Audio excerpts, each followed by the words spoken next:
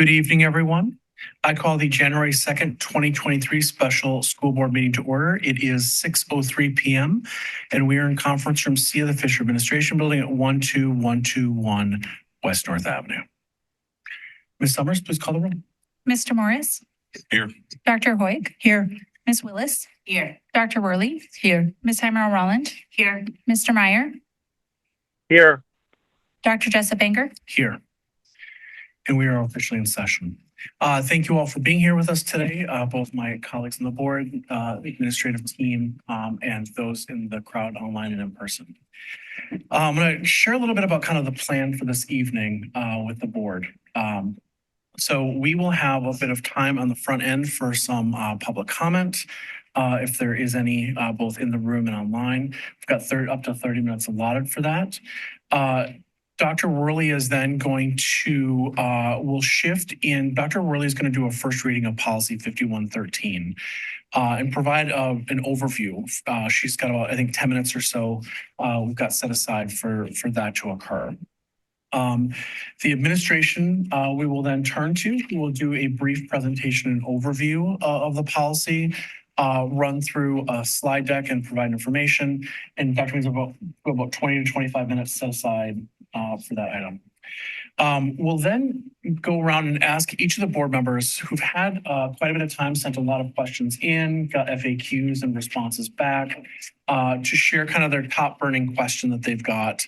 And we will just share those. So we'll hold all questions and comments on the presentations until that moment. So we'll just be getting information unidirectionally at that point. We'll then take a break. The administration will kind of gather, take those questions, any feedback, and make sure that they've got responses and answers to each of those items to give them a moment to pull that together. There'll be an opportunity for a second round of questions or follow-up if anyone has them. And then Dr. Foch is joining us, I believe, this evening.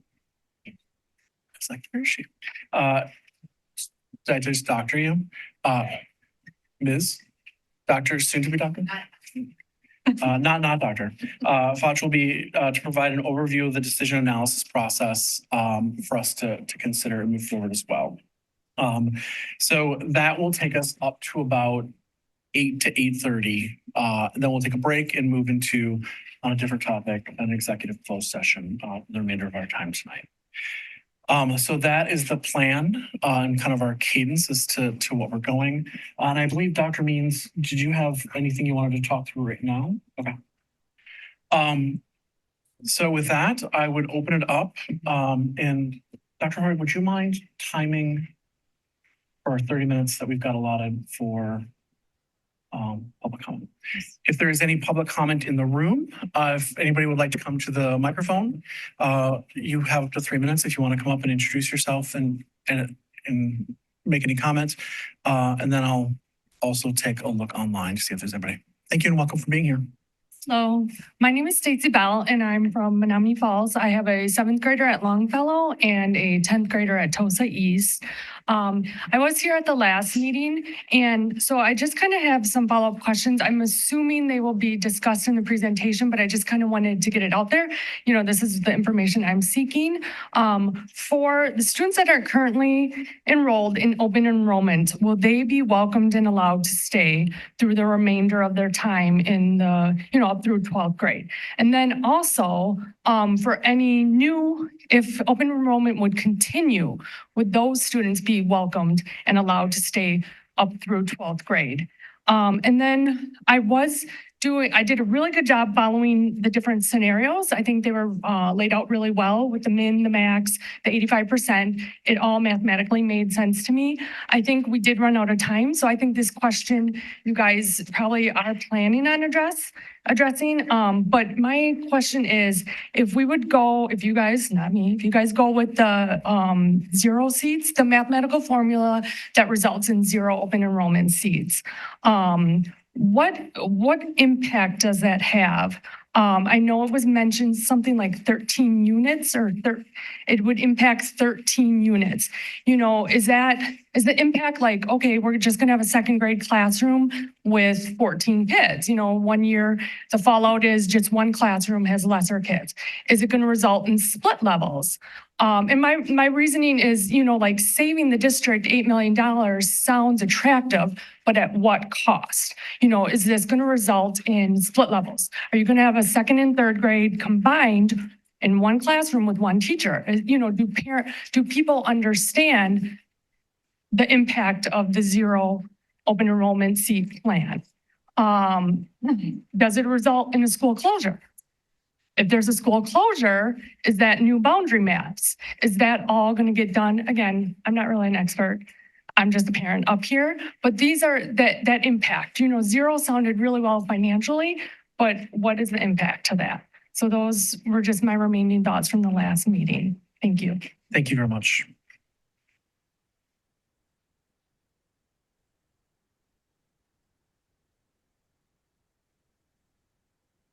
Todd Kaler, live on 97th Street. I am part of the task force, so I kind of wanted to get up. I think I have a little better understanding than most because I've sat through hours and hours of presentations on this stuff.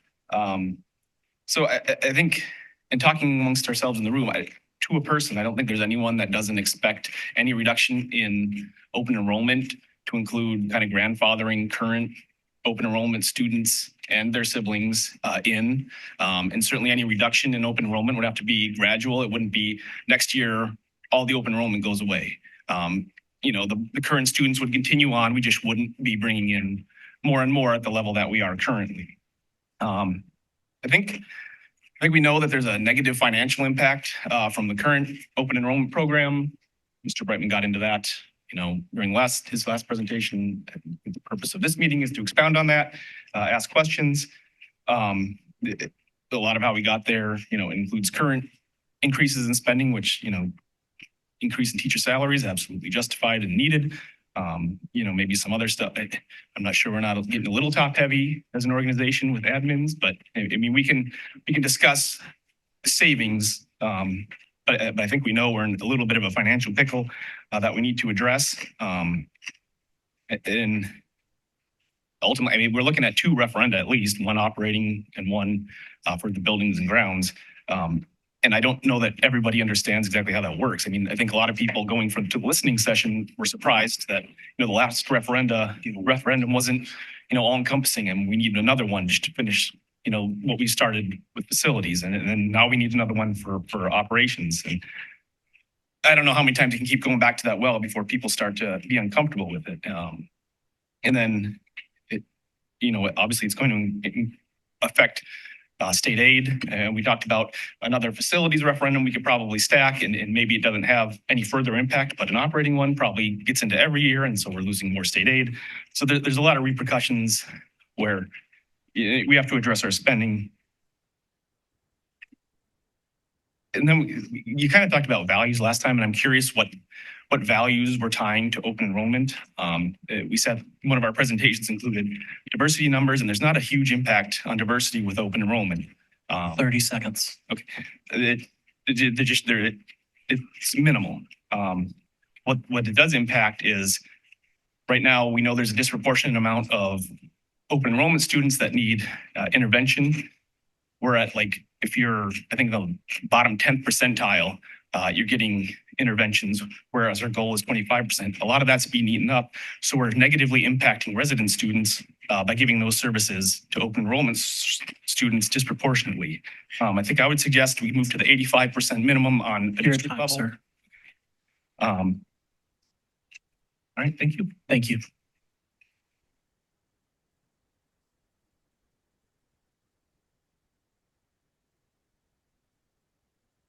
All right. My name is Catherine Hudson. I have 3 children that attend Washington, and I'm the current PTA co-president there. I wasn't going to say anything tonight, but I just, hearing some of the comments, I felt compelled to say that I think there's these 2 narratives, opposing narratives out there in the community around our open enrollment students. The narrative around, like, they're a drain on our resources and they're negatively impacting our resident students. And I just want to bring forth the other narrative, which is that our open enrollment students bring a lot to our community and their families bring a lot to our community. And I don't want that to get lost. I was really moved by the parents that spoke at the last board meeting. And I just hope that that's part of the conversation. I really appreciated the presentation from the district leadership last time. I thought it was really insightful, and then the numbers and the formula was really helpful in understanding the financial impact of open enrollment. But I just really want us to be cognizant of the other impact of reducing open enrollment numbers. I'm not saying that that reduction doesn't need to happen for a financial purpose, but also to keep in mind, like, how does the reduction in enrollment impact other programming that also affects our resident students? I'm thinking about AP classes at our high school. I'm thinking about social emotional learning opportunities for our like social worker access for our students in the elementary levels. But also like the things that the ideas, the value, the experiences that those families bring and contribute to our community, because I think that that's a really important narrative that I don't want to get lost in the discussion. So thank you. Thank you. We'll take one more in the room, then I'll check online, and then we'll come back to the room if there's anyone else.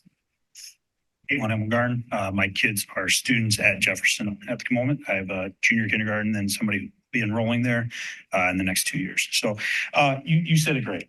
Honestly, like open enrollment does bring something to the table. When I think about the fact that, it is diversity for Jefferson at a minimum, removing open enrollment will reduce diversity. And it creates a more well-rounded education for our kids. I really, truly believe that. And secondly, cutting open enrollment allows us to go to potentially, in some instances, one class per grade. And when you think about one class per grade, there's an impact there just simply of the fact that there's a groupthink that can happen, right? Your kids aren't interacting with other kids on the playground that might be their age because they're going to school with them all day. That has an impact. It truly does. And when you think about teaching and fostering that education for our kids and a holistic education, the presence of diversity in our schools is a huge deal. It's a massive deal. And to think about cutting back on open enrollment and for Jefferson at a minimum, losing that diversity, it means something. So thank you. Thank you.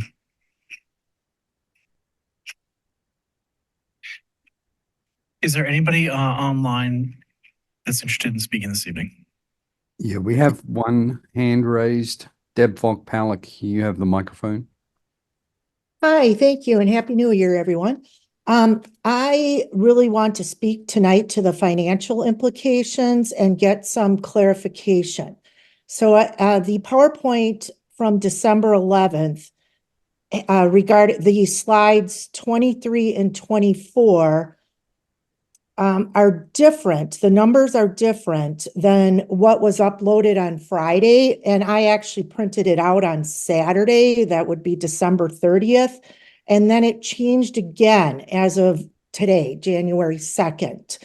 So we really need to know the numbers and we have to have accurate information. And I can certainly send these screenshots to you all. But could somebody, either Keith, Luke, or Sarah, who did the presentation, explain why the numbers on slides 23 and 24 from December 11th are different than the slides and those are the same slides, which would be 28 and 29 in tonight's presentation, and they're entitled Financial Implications, one is called Current State, and the other just is a cost comparison between the losses we receive between resident students and non-resident students. So I'm encouraging that somebody explains this, why the change here in the numbers. And if need be, I will send the different slides from December 11th, December 30th, and January 2nd, showing the differences. But certainly a board member could ask about this too. Our treasurer, I think that's you, Liz, if you're watching this, is helping to understand why the differences, because the community really is going to need to know if we're using correct numbers. So thank you. We do have a few more hands raised now. We'll Uh, take the, and then we'll come back to the room, Jamie. I'm sorry, what? I was going to say, let's take two more and then we'll come back to the room. Okay. Troy Seabrook, you have the microphone. Hello, Troy Seabrook. I'm a resident of Tosa and I have children that have gone to Tosa and one left in Tosa. My question is that in the previous board meeting, a school board member stated that, and I'm wondering if they would like to take this back, clarify, or apologize for a statement that they said that teachers can't get Black students achieve. They should go work somewhere else. The second is a student representative. I would ask them to either amend or clarify their statement about students who are Black skipping school and should get preferential treatment from teachers, and that is a teacher's fault that they skip school and cannot get extra time when they've chosen to skip school. I find both of these things that were stated in a school board meeting to almost be anti-racist, because me as a Black man, I've never skipped school ever in a class in my life. And to assume that because of the color of your skin, you should be able to excuse from skipping class and be given preferential treatment, I find to be outrageous. Thank you. Okay, next, I apologize if I mispronounced the name. Emily Below, you have the microphone. Hi, yes, my name is Emily Bilat. Can you hear me? Yes. Okay, thanks. My name is Emily Bilat. I have a student at Jefferson. I also serve as the president of the PTA over at Jefferson. I making a comment today. I have some specific concerns regarding bullet point 3. I'm sorry, I don't have it in front of me. That states that the seats are not guaranteed from year to year for open enrollment students. Kind of word of mouth, certainly what we've heard is that open enrollment students are TOSA students and they're guaranteed seats through graduation. And I would hope that to be true. Other people have spoken to say that we know that these people will be grandfathered in. We expect it to be a gradual decline, and that we would expect that the siblings are also included. But I'm not sure based on the way it's written that is in fact true. And so I would like, if any of this goes forward, for that to be clarified and either expressly written or that they are included, or expressly written that they are not included from year to year. For example, in this situation, it says that it's not guaranteed based on residency numbers. If a school were to see a sudden influx of resident students, for example, if another school closed, a not large number of students transferred to another school, are those open enrollment students at that school that is now up to or over capacity still guaranteed a seat in that school as if they are a Wauwatosa resident? Again, I would like to just see that very expressly written and not just spoken about going forward in the policy, so that everybody can move forward confidently that that is in fact the case. And overall, I just would like to express that I do support open enrollment as a part of the Wauwatosa School District's policy going forward. I think it's valuable to our students, it's valuable to our families, and it's especially valuable to our entire district and our community. And that I would like to see our district do everything that they can to support this program going forward, allowing for the fact that there is some room for some perhaps optimization of how we utilize it. But I do not think reducing it to the numbers suggested is the best plan going forward, reducing it to a minimum. Thanks so much. Thank you.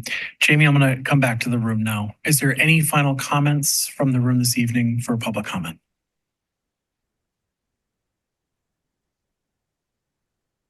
Hi, Rebecca Schley, 7016 Auburn. My kids go to Jefferson.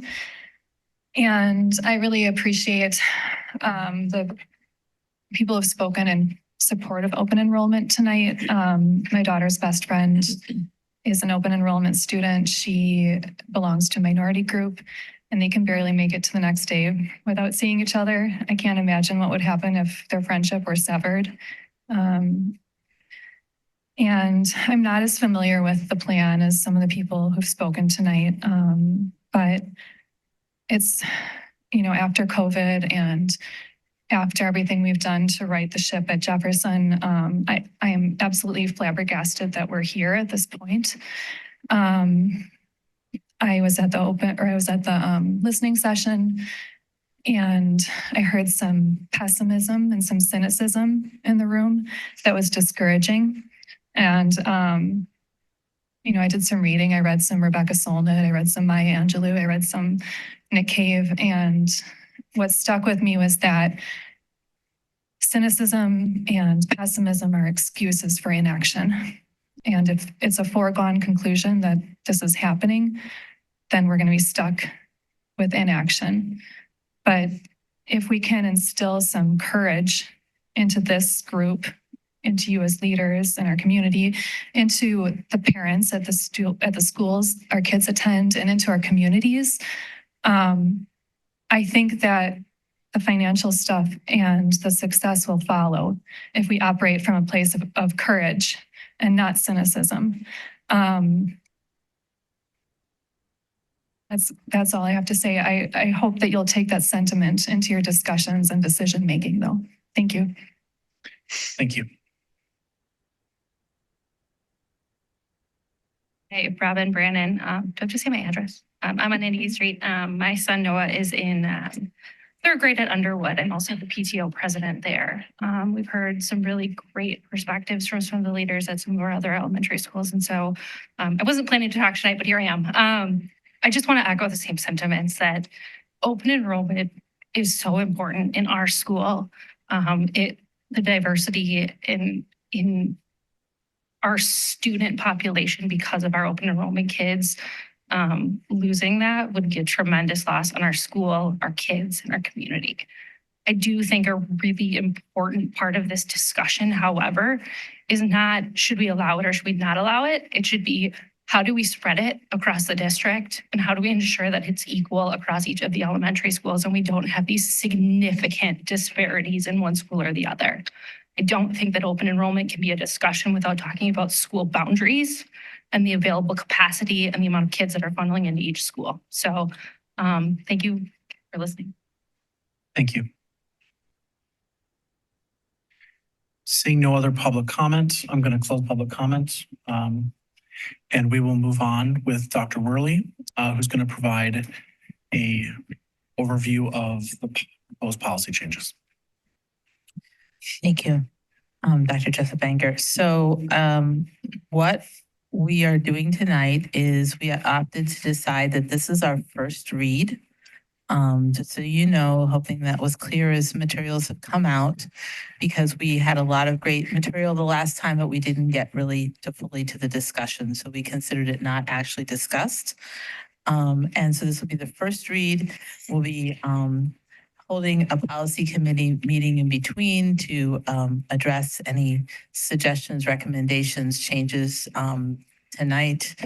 And then it will be coming back to you for the vote. So I just want to give you that, make sure you know that bigger picture. When the policy committee met after, so we've met since the last time the board met to talk about this. I just want to say that some things that ran through our discussion, one, and many of them have been put out, I think, very well by the community already tonight. One is that it's weighed on us a lot that this is about students and people's lives and their plans and all of that. And we want the community to know that that's being taken very seriously. So we do see this as a kind of policy, like we're working on the policy. Procedure needs to also, besides the policy, be something that we're thinking long-term. So while we're in a time frame to make some short-term decisions, we also really want to encourage the board to be thinking about the long-term, the big picture, and what to go forward with that. So not everything can be done or necessarily even fixed completely in the short term. But we think that there are some in the in the proposal we're putting forward to you to look at and discuss tonight, which is somewhat different from what you saw the first time this came up. And I just want to go over real briefly what that came to. So because there were discussions about why is it coming back, I think that's been somewhat covered for you, but I want to make sure that people understand that this is a complex system. There's a number of reasons that this is coming back. One is that as we reviewed and looked at the policy, which was worked on last year, we acknowledged that, and there was a lot of good work done on there. There was a couple aspects where policy was not necessarily serving our district at 100% the best it could, or as legally securely as it could. So that was one piece. The second was that as you know, as Mr. Pinion has now had a full round to go through this and was able to really investigate how was policy moving into procedure. Some of the learnings from the staff at the district offices really helped the policy committee understand what other work we needed to do. So to make this as short as possible. Oh, a third obvious part of this discussion is that we did have a very different budget past spring. And it does have, while we're not deciding on numbers tonight, we're only deciding on policy. They're not completely disaggregated, right? So that the reality is we're working in a different environment than the board was working in a year ago. And so that's raised some of these very important questions. So when we think about the recommendation that we're putting forward to you, one important aspect of it is that we want and we need the board to make a decision, and this was just spoken to and brought up about the tuition waiver students. So if you look through it, which I'm sure you have, some of the green stuff is just realigning the green marks, especially at the top, or realigning it with the language of Neola. And thank you for putting that up on the screen. And the of referring to other policies rather than writing out those policies, right? So it's better to refer to a policy so that when we change that, the reference doesn't also have to be fixed in here, number one. Then if you also go through this, we have realized that there is a difference, and this was brought up last time, so it shouldn't be new information, but just to remind you that there's a difference between what the policy says is happening about how seats are set, numbers of seats are set, and how that has actually been being done, in particular with relation to tuition waiver. And so what the board does, and that's clearly a discussion we haven't really even had yet because we ran out of time last time. But that's something we really need to decide and be clear on. We either have to adjust the procedure or we have to adjust the policy. They need to be in alignment. The other important piece that another important piece that we're looking at, and I want to say a great thanks to our district staff and acknowledge them, because from my understanding, and I'm new on the board, but from my understanding that we have more data as a board, for better or for worse, but I think it's for better in this case, than boards have had previously and earlier. And part of what that has shown us, and they've also done a lot of data analysis, and that it was referenced before, the minimum, mid, and maximum that hasn't really been looked at before. So when we were working on this policy last time, we had gave it to you. We had said we're going to go with the district's staff's recommendation of minimum. But then as we got this new data, the policy committee looked at it and we asked, do we have to state that? Or can we say that the policy is that each year we will use what is the best choice for the district?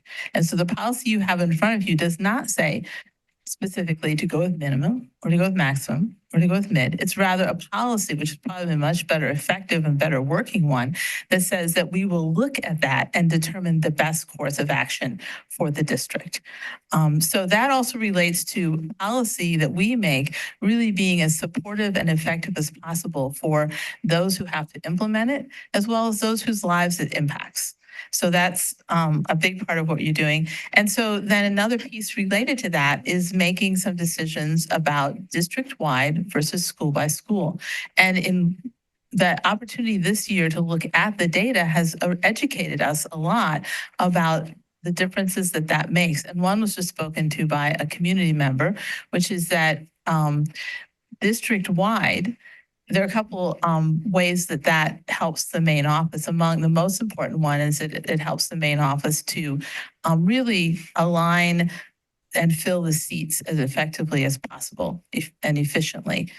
And do the best to, because the question earlier was what happens with different classrooms, but the idea being that you want to include people, but you also want to make sure you're not raising like a brand new classroom for one student. So the district is trying to really look at ways to maximize the use of classrooms, if that makes sense.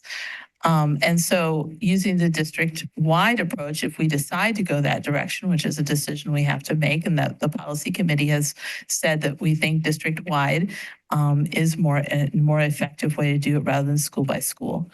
And then the other questions, some other questions have come up about what happens to people who have been in open enrollment already.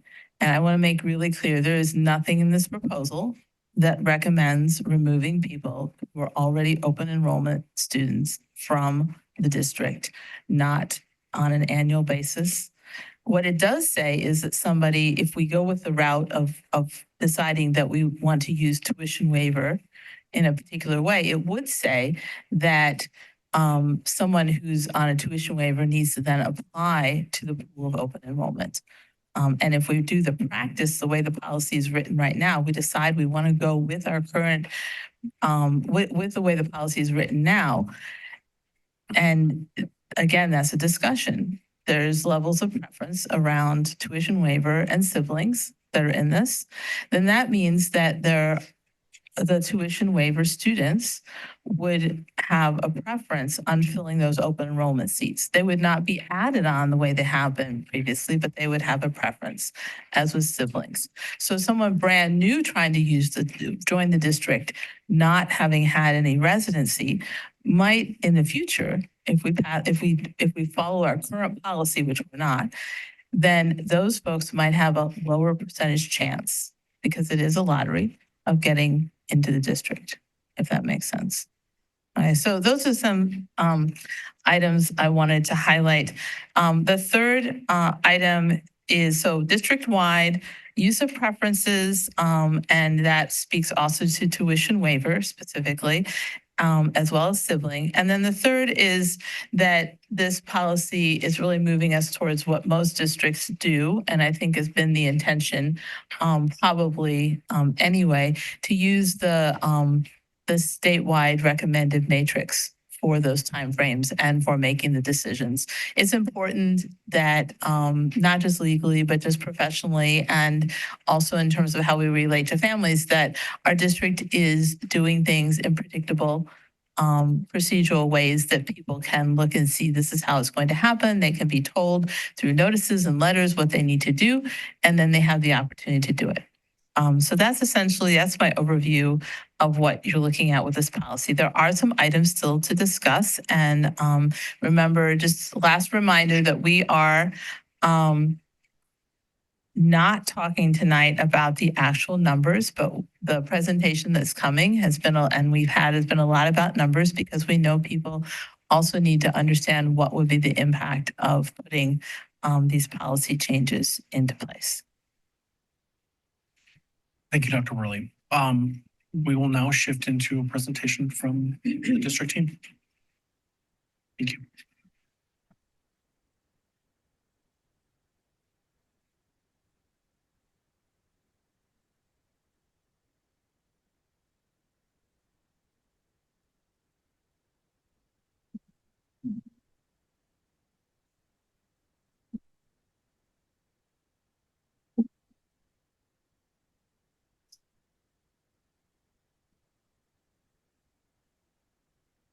Anything else, Chloe?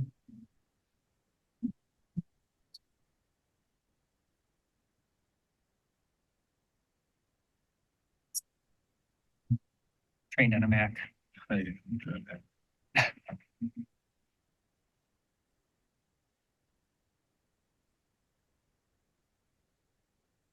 All right, good evening, board members. We are joined tonight again by Renee Aldana, our district attorney who has been very helpful in drafting some of the recommendations as well as the formula and helping us understand as we move through this process. Mrs. Elzowski will kind of start us off with a summary, which Dr. Worley did a great job in queuing us up and took some of the words right out of our mouths. Good evening. Good evening. Is the microphone working for everyone? You're close. When I'm very close to it, fair enough. So thank you, Dr. Worley, for providing the summary. Really, again, we come to you with policy 5113 from a number of perspectives. Our policy was not following are not consistent with the practice that we were using in the organization. We've now identified a defensible and appropriate way to go ahead and calculate open enrollment seats with the help of our legal counsel. And the way that our policy and practices were being implemented have created some financial and or staffing challenges in the organization. And for those reasons, we are before you again to go ahead and say, hey, what should we do with this policy to make sure it's consistent with what we want to be doing in the district? As we worked with our legal counsel to go ahead and look at the application of our staffing plans and how it relates to then what we would have for open enrollment seats. And thank you to the community member who noted that there have been a number of changes with the projections based on open enrollment seats as applied to the different formulas. There have been just some really unique aspects to consider. So right before winter break, we considered what the implication of open enrollment and our staffing would look like for virtual schools, which is different than brick and mortar schools. And we also need to consider what that looks like for Montessori school and how does that fit into the equation. So as we are trying to go ahead and give you the application of what these policy ideas, the numbers are adjusting. Basically, as I've spent so much time with the formulas themselves, we know that the application of a minimum class size in the open enrollment formula really minimizes open enrollment seats in the district, right? It's based on that minimum class size we want to see with all of our students, resident and non-resident. The maximum application fills our seats to 85% of the maximum. And so it gives us the largest number of class seats. And the mid is really the mid. It's somewhere between the minimum and maximum. So really the application of the different class sizes is really based, again, on what class size we target. And we can use any of those based on how our policy is written, as long as we practice implementing it how you desire. We also looked at the district-wide versus school-wide application, with school-wide opening seats directly at the school level, providing less flexibility later on when we know what our enrollments are. And so really based on these criteria, looking to you for direction in terms of, again, what is an appropriate policy? How can we implement it appropriately and defensively? And what do we want to see in the district going forward? And we will move through some of these slides as you've seen them before. We've talked about them before. I would like to reiterate what Dr. Worley had mentioned, that this would not impact currently open enrolled students. In fact, policies that do implement currently open enrolled students call out that they have to reapply at a certain point. The law allows that at least one time in the history of them being here. That is not a direction that we've presented, nor something the policy committee has talked about. So I wanted to rest assure that, and there's only certain legal reasons beyond that you would terminate open enrollment, such as habitual truancy or expulsion. We've covered this. This is very initial information about the fact that every district has to have some kind of policy and formula. You can't just opt out entirely. They must have a formula that is permissible and is not arbitrary in any way and can be applied consistently. And then again, as we've learned more, we've talked about the implications for in-person versus virtual, as well as special education space.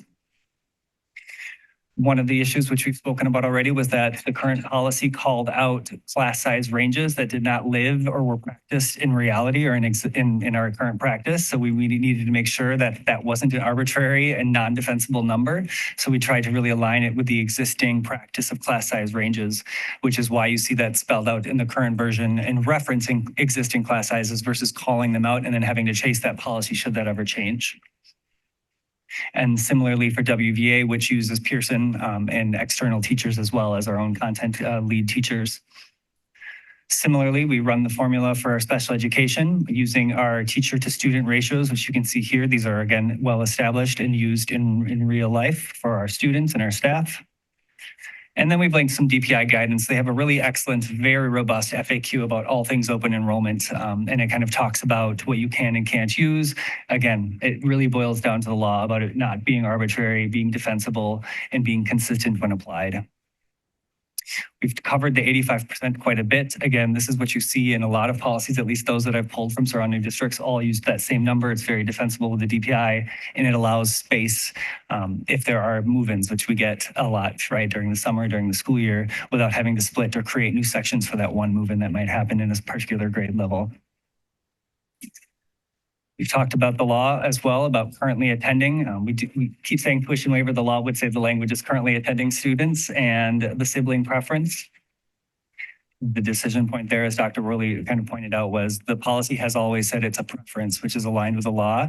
Practice, for as long as we've reached back and looked, was a guarantee. So we need to reconcile that. We went into the formula. This is, again, all linked out there for public to see. It's very complicated, as you learned last week, in terms of how that is applied and the various scenarios that we walked through at that time. We don't need to walk through all of those again. Anything you'd like to add? Which really brings us to when we see the numbers, and again, Mrs. Zelazowski pointed to the shifts a little bit that were happening. That's truly just as things have changed and we've learned little nuances here and there, that is going to shift the numbers. It'll likely shift a little bit again before the next actual presentation, when you'll see them and then approve them at the last January meeting, which then of course impacts those financial numbers, because we're trying to update those as best as we can with each student that changes the number that you're seeing on that slide as well. We'll make a little bit of space here for Ms. Zealous as well as Mr. Brightman to speak a little bit more of our theories of action as well as the financial underpinnings. Yeah,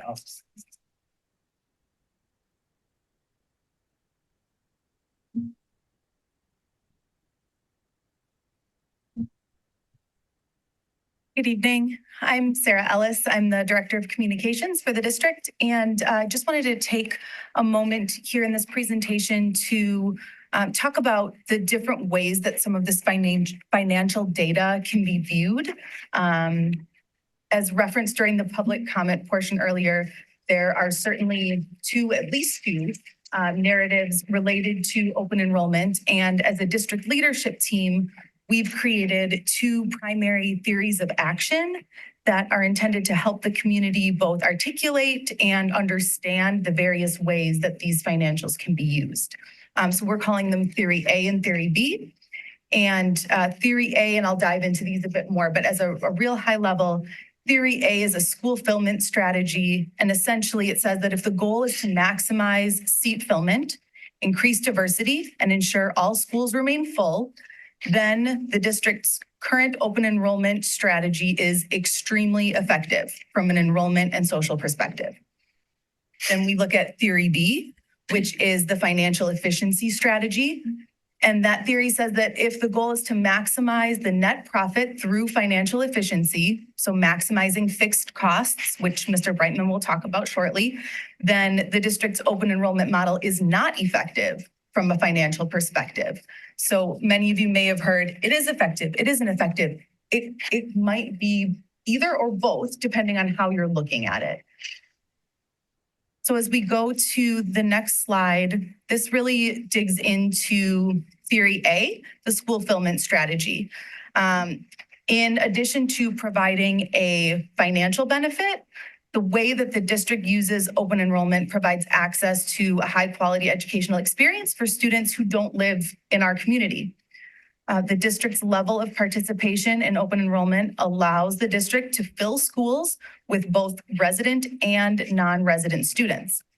And for individuals who subscribe to this theory, maintaining the current facility footprint is an important goal that is achieved via this enrollment strategy. Additionally, our participation in open enrollment increases the racial diversity among our student population. Individuals who subscribe to Theory A may not necessarily require a net profit in terms of their goals, because the primary goal is to fill schools and maintain the current facility footprint. Any net profit from this strategy is a secondary bonus or a benefit that's used to then close the district's operating shortfall. If we move on to the second theory of action, Theory B, again, this is the financial efficiency strategy that says that open enrollment is being used as a strategy to keep all district schools full and open, despite the fact that resident enrollment justifies a smaller footprint. From an economic perspective, maintaining the current facility footprint to serve non-resident students is financially counterintuitive. The Wauwatosa School District is an outlier for having essentially ignored the traditional Wisconsin public school finance model. There's academic and behavioral data that can be used by both sides, Theory A and Theory B, to illustrate the needs of non-resident students, which suggests that an additional investment is needed to support non-resident students. Again, individuals who subscribe to this theory believe that there should not be a need to spend any revenue to staff schools that house or educate non-resident students. And the district's expenditures on open enrollment and our level of participation in open enrollment is evidence that our current strategy is not fiscally advisable.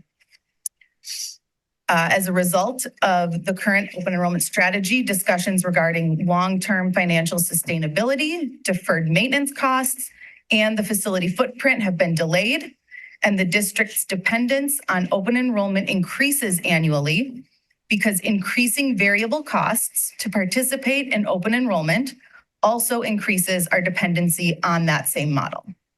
So again, these are two different ways of looking at the exact same data. So it's just important that I articulate those for everyone in the room, everyone online, so that we can all see kind of the other side and have a really good understanding of how these numbers are being consumed. And I'll turn that over to Mr. Brightman. Okay. Yeah, these two slides do a great job of really capturing everything I'll show you in the data and charts to follow. But Theory A, Theory B is really kind of the decision point that the board has with moving forward. Early on, we started looking at open enrollment as from a cost standpoint and comparing it to the average cost to educate a student in the district. So $13,964 is the average cost to educate a student if you take our general fund total costs and divide by the total number of students. So that gives us that number as a baseline. We then compared resident students and non-resident students and their funding streams that go along with them. And on the left side, you see the resident student has the $11,019 for current revenue limit authority attached to them. And a non-resident student has $8,700 approximately attached to them as their funding stream. Both of those don't generate enough to show a profit or a balanced side of either of those scenarios. As we start to look deeper, though, we started to look at non-resident students have more of a variable cost attribute to them. So we don't design our schools, number of schools, we don't pay utilities, that kind of thing based on non-resident students. That's all going to be in place based on the resident population. So we can't capture all those costs on non-resident students. So we backed away from this being our primary way to look at the non-resident student population. There's some other things on the right side of the slide that show kind of the components of the average cost. And some of those well, really all of those are fixed costs for the most part, unless they're directly attributable to the non-resident students. I think a mention was made earlier for 13 was a number that was mentioned. We have 13 elementary sections. When we took the current non-resident students and the way we structured this year's staffing plan, if we just took those out of the equation and restaffed for this year, we would have 13 less sections at the elementary school. So that becomes the variable side of that equation. 57 sections that we have on a resident base, they're the fixed costs. We'd have that regardless because that's for our resident population.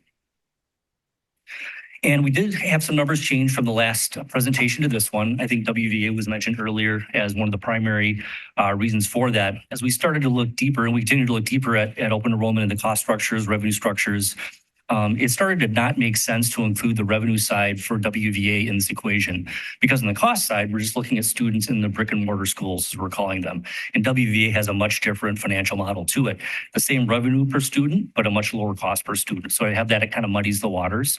So last time you saw an $11 million figure for the revenue side, the total revenue, you now see 9.75. And that's the reason why that number went down a little bit. We then have the $8.5 million in total costs. And so that's the 13 elementary sections I just mentioned. We looked at the secondary schools, and one of our middle schools has about 24% of the students are non-resident. So we didn't take a full 24% of those staffing costs for that school. We thought there wasn't quite that 1-to-1 ratio, but we took about 3/4 of that ratio and applied that to help aggregate to $8.5 million in costs. Also included in that is some student-facing supports. And one thing we saw as part of our data set is 39% of our non-resident students need academic supports, and that's much higher than our resident population. So that becomes then a variable cost associated with those students, because if we didn't have those students to serve, we would not have those costs. And so those kind of costs are included versus costs that would be, again, spread among the whole population. So I think the cost of a school principal, for example, we'd have that regardless. So we didn't attribute that to non-resident students. And based on this equation, we have about a $1.25 million in net revenue based on the brick and mortar open enrollment students. Again, that's down from what we saw last time, but we took WV out of that equation to get to that number. So it's still a positive financial benefit to the system in its current state. We then looked at it from really a return on investment standpoint. So if you're running a business, you want to have return on investment that matches your market. And there really is not one set for open enrollment, but typically districts would have this be where you see the blue slice of this pie at just under 13%, that would be closer to 100%. And that's because they're basing their open enrollment numbers on their existing resident capacity and just kind of topping off with non-resident students. So they're not adding costs. So it's 100% profit margin or something very close to it. Within that. But again, we're at 12.8%, so we're kind of one extreme. I think I mentioned last time that we're somewhat of an outlier when you look statewide at student open enrollment populations. I think we found, was that Schwabenon?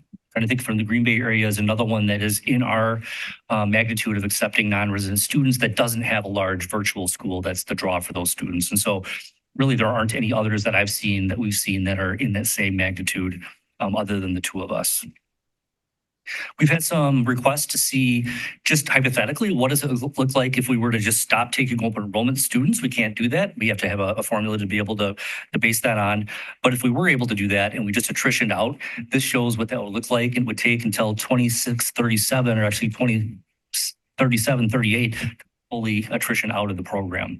And then we have some financial indicators at the bottom there. So we start with the $1.25 million this year. You'll go down 400,000 down to 1.1 million next year, 994 the next year. So we'd have a little bit bigger budget shortfall each year as we attrition out of that. And we talked about that with the task force group also, that it does add some layers of cost if we decide to attrition completely out of it. And that's not the recommendation. That's just a hypothetical data set. This is where it gets more intriguing, is when you start to look at what we're calling more of a, and I'll get the verbiage correct here, as a base case target. So when we talked about a base case originally, it was having current state of the 1,029 non-resident students to having 0. So the base case was 0. We thought, what could be a base case target where we have the same revenue, that 1.25 million, but don't have the cost load that we currently have. So we net the same budget impact, but we don't have the cost that we incur. And so we then looked at that number to get $1.25 million in the current open enrollment funding. It is 144 students, so about 140 total. That's about 10 per grade level through the 14 grades of the system. And so started to backfill that 10 per grade level as an attrition out, or a backfill as we attrition to lower numbers. And that would change from having a cost structure that has additional costs to one with no cost. So over time, it starts to right itself from a financial standpoint. And it keeps our $1.25 million net revenue pretty static throughout this model. So the bottom line there, it's hard to see, but it's about 1.1 million to 1.2 million throughout the model. the flaw in this is it's not a straight line reduction of costs as we attrition out and have less non-resident students. So for example, this year we have 132 students graduating out. So if we accepted no new non-resident students, we wouldn't automatically save about 10% of our costs because the students are spread throughout the system. So we're going to back away from that, and I'll show you what that looks like in a future slide. But in a pure straight line methodology, this is what it would look like. So if we did that backfill methodology, we end up at the out years, we'd have $1.25 million in gross revenue received, virtually no costs, and so we still realize that $1.25 million in net revenue. And so this is a healthier, from our standpoint, healthier financial model to work towards, and also sustains some level of non-resident population within the system. Putting the same data into a chart format, again, this shows the straight line reduction of both revenues and costs. It would be much more of a wavy line, especially in the cost side of things, which I'll show you. But the gray line at the bottom shows where we are now with our 1,029 students at 1.25 million, and then 144 having that same net revenue, but having fewer students in the system and fewer sections and fewer staff to support within that. So as we would transition to something like that, and the two theories of action that were introduced a few minutes ago, the left side of the screen is keep the schools full, right? Keep the 1,029 in place. We have the $1.25 million available there. But we have also thought that we probably need to reinvest some of those proceeds into the student population that we currently have if they do need additional assistance with things. And so that might be something we'd consider reinvesting, which would drop that 1.25 million to something lower. On the right side is right-sizing our staff to resident capacity. So it's going to that base case type of analysis and topping off with about 140 students within the system. I don't know if that's a magic number from a reality standpoint. It's probably a little bit higher than that. But just from a break-even neutral net revenue standpoint, that's the 140 makes sense from that standpoint. And then I just went back and we updated based on a delayed expenditure recognition. So it's not going to be a straight line reduction in cost. It's going to be something that's going to be a little bit less to straight line than that. And so we do our best to shape that and staff to that. But we'd see going from a $1.25 million to a big drop in the early years and a much less drop and actually a positive impact in the out years. So it'd be kind of an investment now to pay for some of that as we attrition out. And I think we've talked about that with other budget strategies. And so again, a chart form for that, it's not as pretty looking, I guess, because straight lines attritioning out, but it shows more of that interception or that delayed response of expenditure recognition within that. And then finally, just looking at, again, from the various standpoint of a total revenue received from the various methodologies. So the top left is that minimum district-wide, and that would be accepting no new additional students. That would be about $7.8 million in revenue total. If we go to the other extreme, that would be the maximum district-wide at 316 students at $11.1 million. You can read the rest of those there. And these are the numbers that we continue to refine within the system, continue to go back to the staffing plan and update, and we'll bring those back, I believe, to the next board meeting also as part of the discussion piece. But just another way to, again, analyze the financial side of that. I know we're going to give the board plenty of time to generate questions, both on the financial side as well as the logistics side that we talked about. So I guess that concludes my comments. Thank you. We've got time from all the members of the board and student board members for questions. What we'll do is everybody can, your singular burning question that you've still got at this point, then we'll take a break, let the district team pull together, make sure that they've got some responses to those. We'll come back and be able to answer those and have any follow-up questions that folks may have at that point. What I would ask is that everyone kind of seek recognition first of the chair, myself, who's running the meeting, and then I will grant that recognition to you.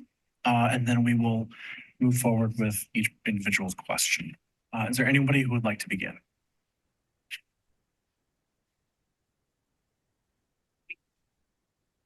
Ms. Wills. All right, so this is a legal question. So from a legal standpoint, do we have the flexibility? Like, let's say in our policy, we put we are going to use a school-based approach. And let's say that, we allot a certain amount of seats for Jefferson, Washington, Underwood, but some of those numbers change as we get our resident students. Do we have the flexibility as a district to move a student to a different school, even though we use that model to calculate? No, don't. Dr. Worley, it's my understanding that in the proposed revision of policy 5113, we don't refer to the actual district-wide or school-wide. We refer to the formula. No, we refer to district-wide. Under annual space determinations. But we refer to the formula all overall. Right.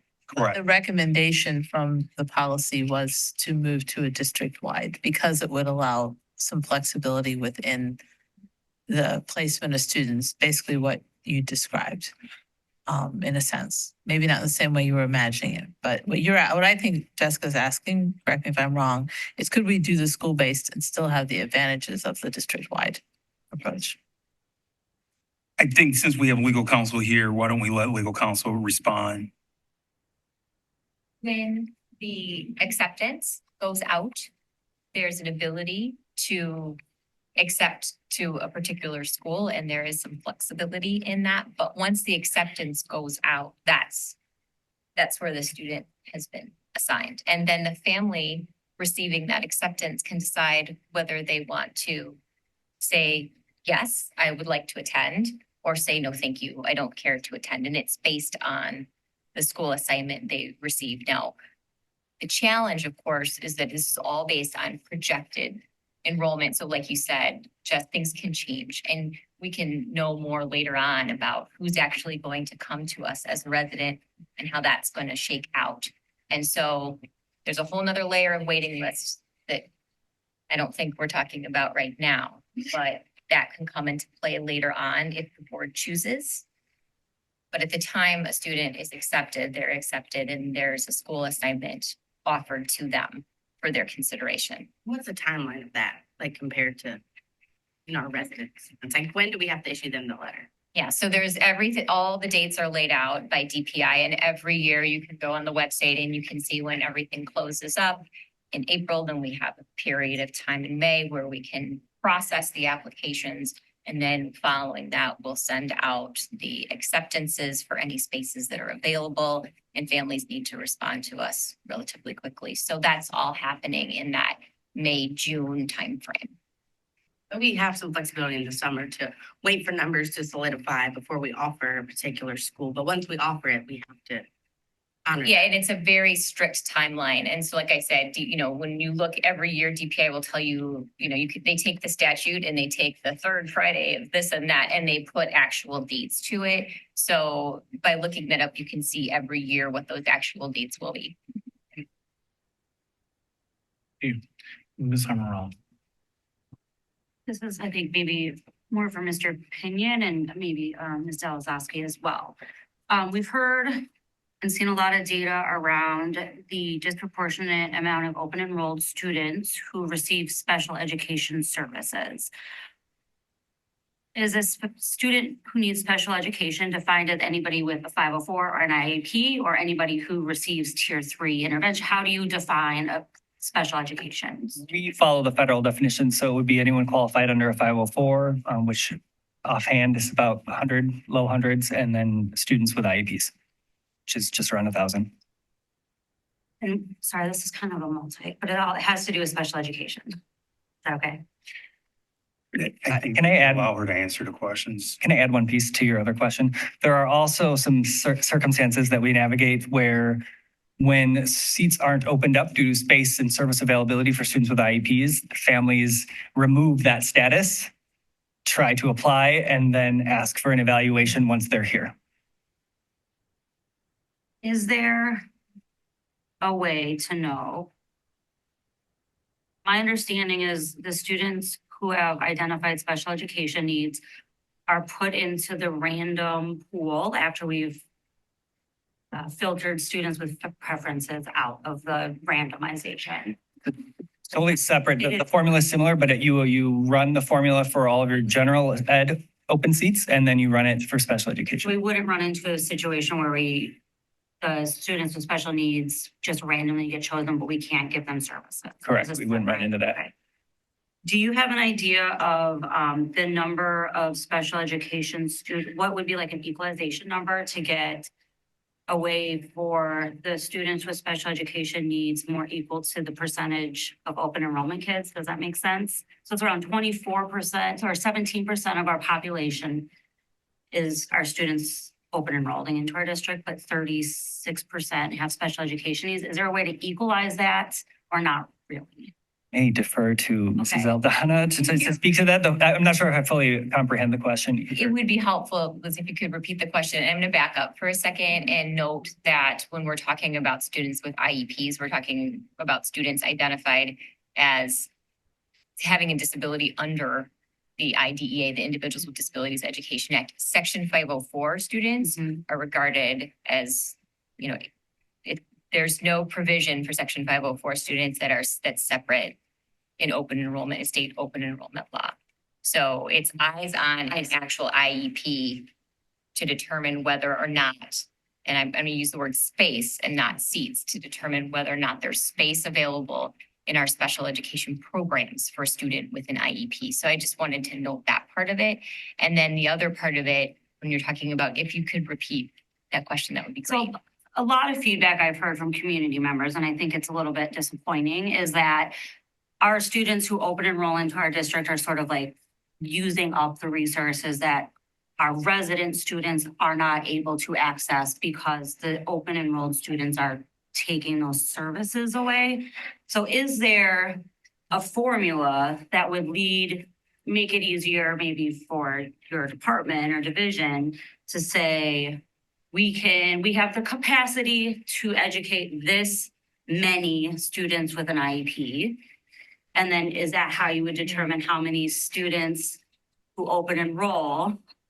I get, Do you know what I'm yes, saying? I do. Okay. So we'll start with the process of application, right? So in the application process, if a student has an IEP, the administration should, the way that it's supposed to work is that the administration should receive that IEP and compare the services in that IEP with the space available in our programs and make an initial determination as to whether or not there's space in our programs to accept that student. So if there's space, let's say a student requires speech and language and there is space in the speech and language program in the district and it matches up and there's also a seat in that grade. If all of those pieces align and the student is accepted, then the student is accepted and the parent can say, yes, we're going to enroll.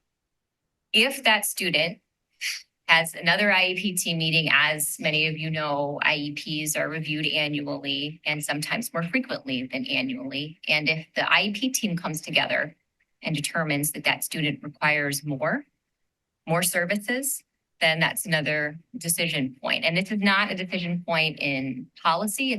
It's a state law that says that if an IEP is developed or reviewed and revised and then requires services that this district either doesn't have space available in or doesn't have, like they would have to contract out for that service, then there is an option for that student to be returned back to the resident district as a result. And I might add, we are required to look at all of the IEPs of students who have applied regardless of whether or not the board approved any seats. Does that address the question? Yes, thank Okay. you. Did you have another layer? Or is it? Nope, that was. Okay. Okay, good. Thanks. Dr. Hoyt? Okay. My question is about tuition waiver.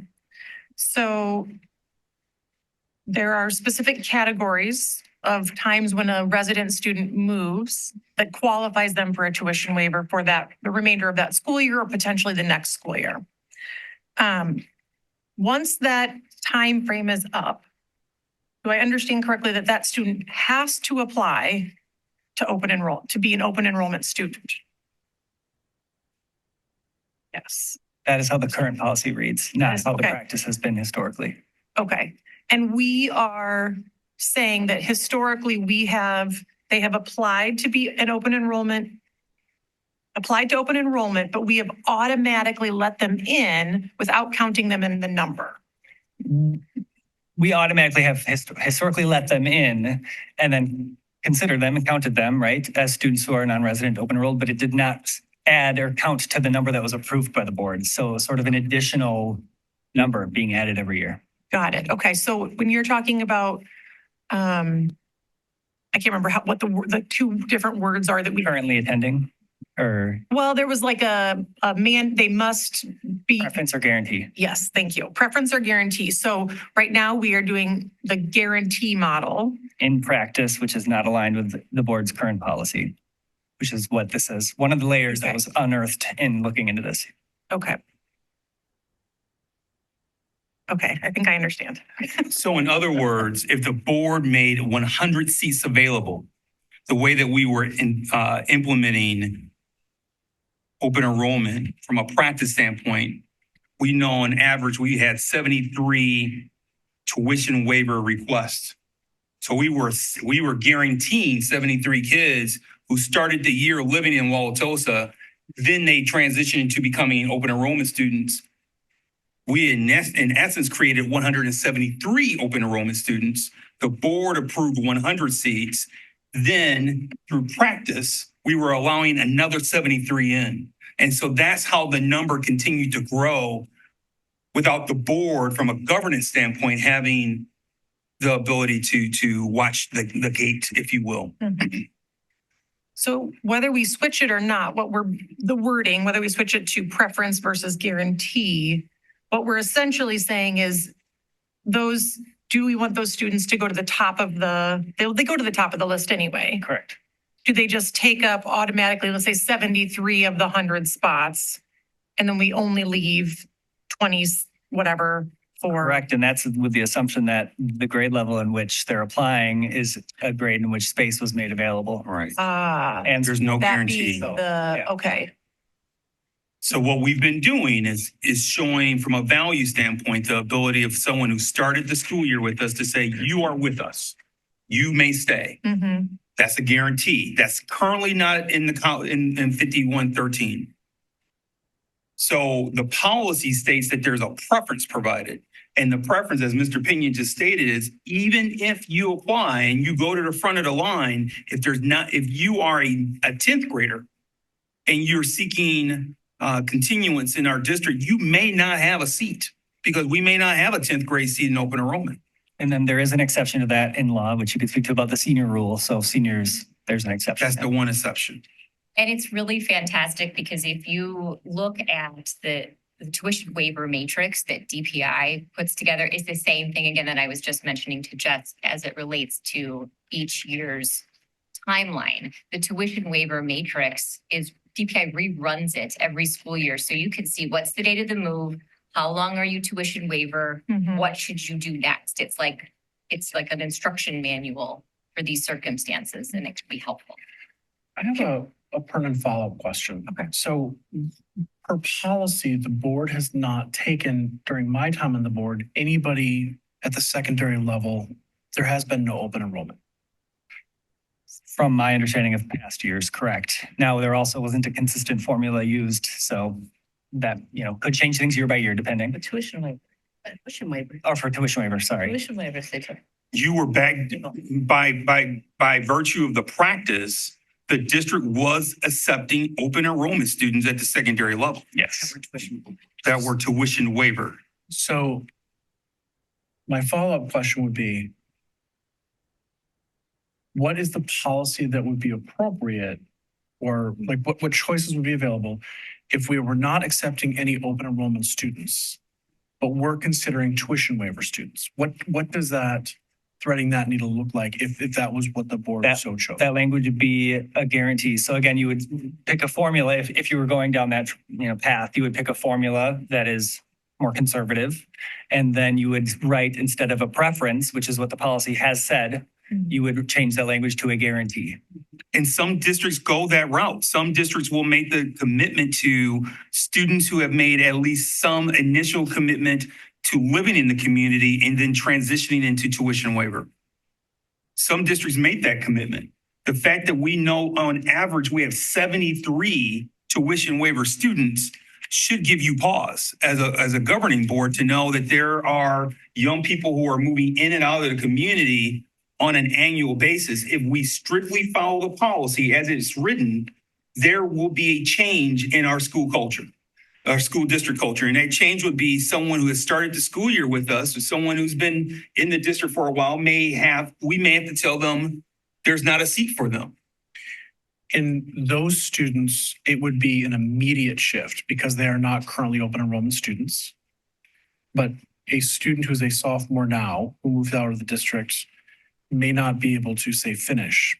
And I don't know the specific parameters of dates and so on, but they may not be able to graduate in Tulsa. Is that right? Okay. I thought that was the case, but I wanted to clarify. And is that in sibling right now? How do we phrase siblings of current non-resident? They're worded together in policy, both in the current one as well as the revised one as a preference. Okay. And is that how we have been practicing? It's been a guarantee. Okay. Thank you. I'm just gonna, if folks are okay with it, just keep swinging around the table. Mr. Meyer, do you have a question? Well, can you hear me? Yes. Okay, I have a comment about the notion of guaranteeing the tuition waiver student a place. I inquired last meeting to Mr. Pinion as to whether there is in fact a practice of families gaming things. And I refer back to that response. I am very wary of creating a guarantee in a situation where we're really having to bring all our intellect to bear to try to solve a big problem with long-lasting implications, and to open up the risk of unintended consequences of a guarantee. And now I do support the idea of sibling preference. So that would be my comment, to that we remain very humble as to our ability to look into a crystal ball and be sure there's no unintended consequences of something where we have a practice we can follow versus a practice where we've established a guarantee. Thanks. Can I ask him for the purposes of our committee work? Mr. Meyer, are you suggesting not covering sibling and tuition or currently attending students in the same paragraph so that we can separate those decisions? I can't, draft specific language on the fly here. And so I am not concerned about families gaming sibling preference. I mean, that's right. We're about families, and families are what they are. And it's pretty hard to game a family, but people do game where they live. And it's pretty easy to see it, both ways. Maybe, a bunch of people of means move here for a year and then they move out west, whatever, to the suburbs, or a bunch of people, in more economically challenged areas, rent an apartment for a year and then move back east. We just don't know what will happen. And not that it's good or bad, but the financial implications, I'm really not wanting to incur unnecessary risk of unintended consequences. So Dr. Worley, I'm not saying we should separate it or not separate it. I'm saying in whatever we do, we need to be humble about our fortune-telling abilities. That's all I'm saying. And then we craft that with that in mind. We craft what we do with that in mind. Because they are in two different lines, but you don't necessarily have to use the same word. Just pointing out to the board, preference and guarantee could be one and not the other. It could be both. It's not something we really talk about. It depends upon the legal considerations as well. So I can't crafted on the fly here in conversation, and I don't have a specific preference other than that I'm just extraordinarily reluctant to provide guarantees based on tuition waiver future. You know, what's your future after we waive tuition for 1 year? I don't think we should be guaranteeing things. Just a third line of comment, the idea of have we ever accepted new open enrollment students into the secondary schools? We tried that once with the high schools and the outcomes were not good. There is benefit to having a student in our system, beginning, for example, in elementary school. You know, we do have kind of a way we do things, you know, for the things we do well. And it's to have a large influx in secondary, it was tough to manage. We found out. We didn't anticipate it, but that's what we found out. So at the time, thanks. One point of clarification for the board when we're talking about preferences versus guarantees. The preference for currently attending students and siblings is a requirement in state law. I just wanted to make sure everybody knew that.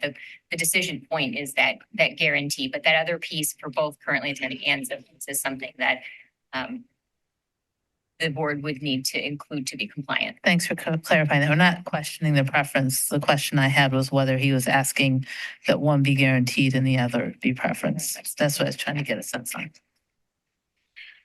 Mr. Morse? Less of a question, more of clarification surrounding the theories of action, primarily the school fulfillment strategy here. I know the sentiment and what I've been hearing via voicemail and email, as well as here tonight, that diversity is very important to our community. It appears.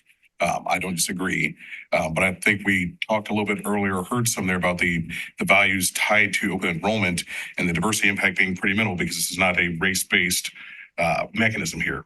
So theoretically, we could have reductions in open enrollment that automatically will decrease or not decrease diversity at all. Yes. Open enrollment is not a race-based program.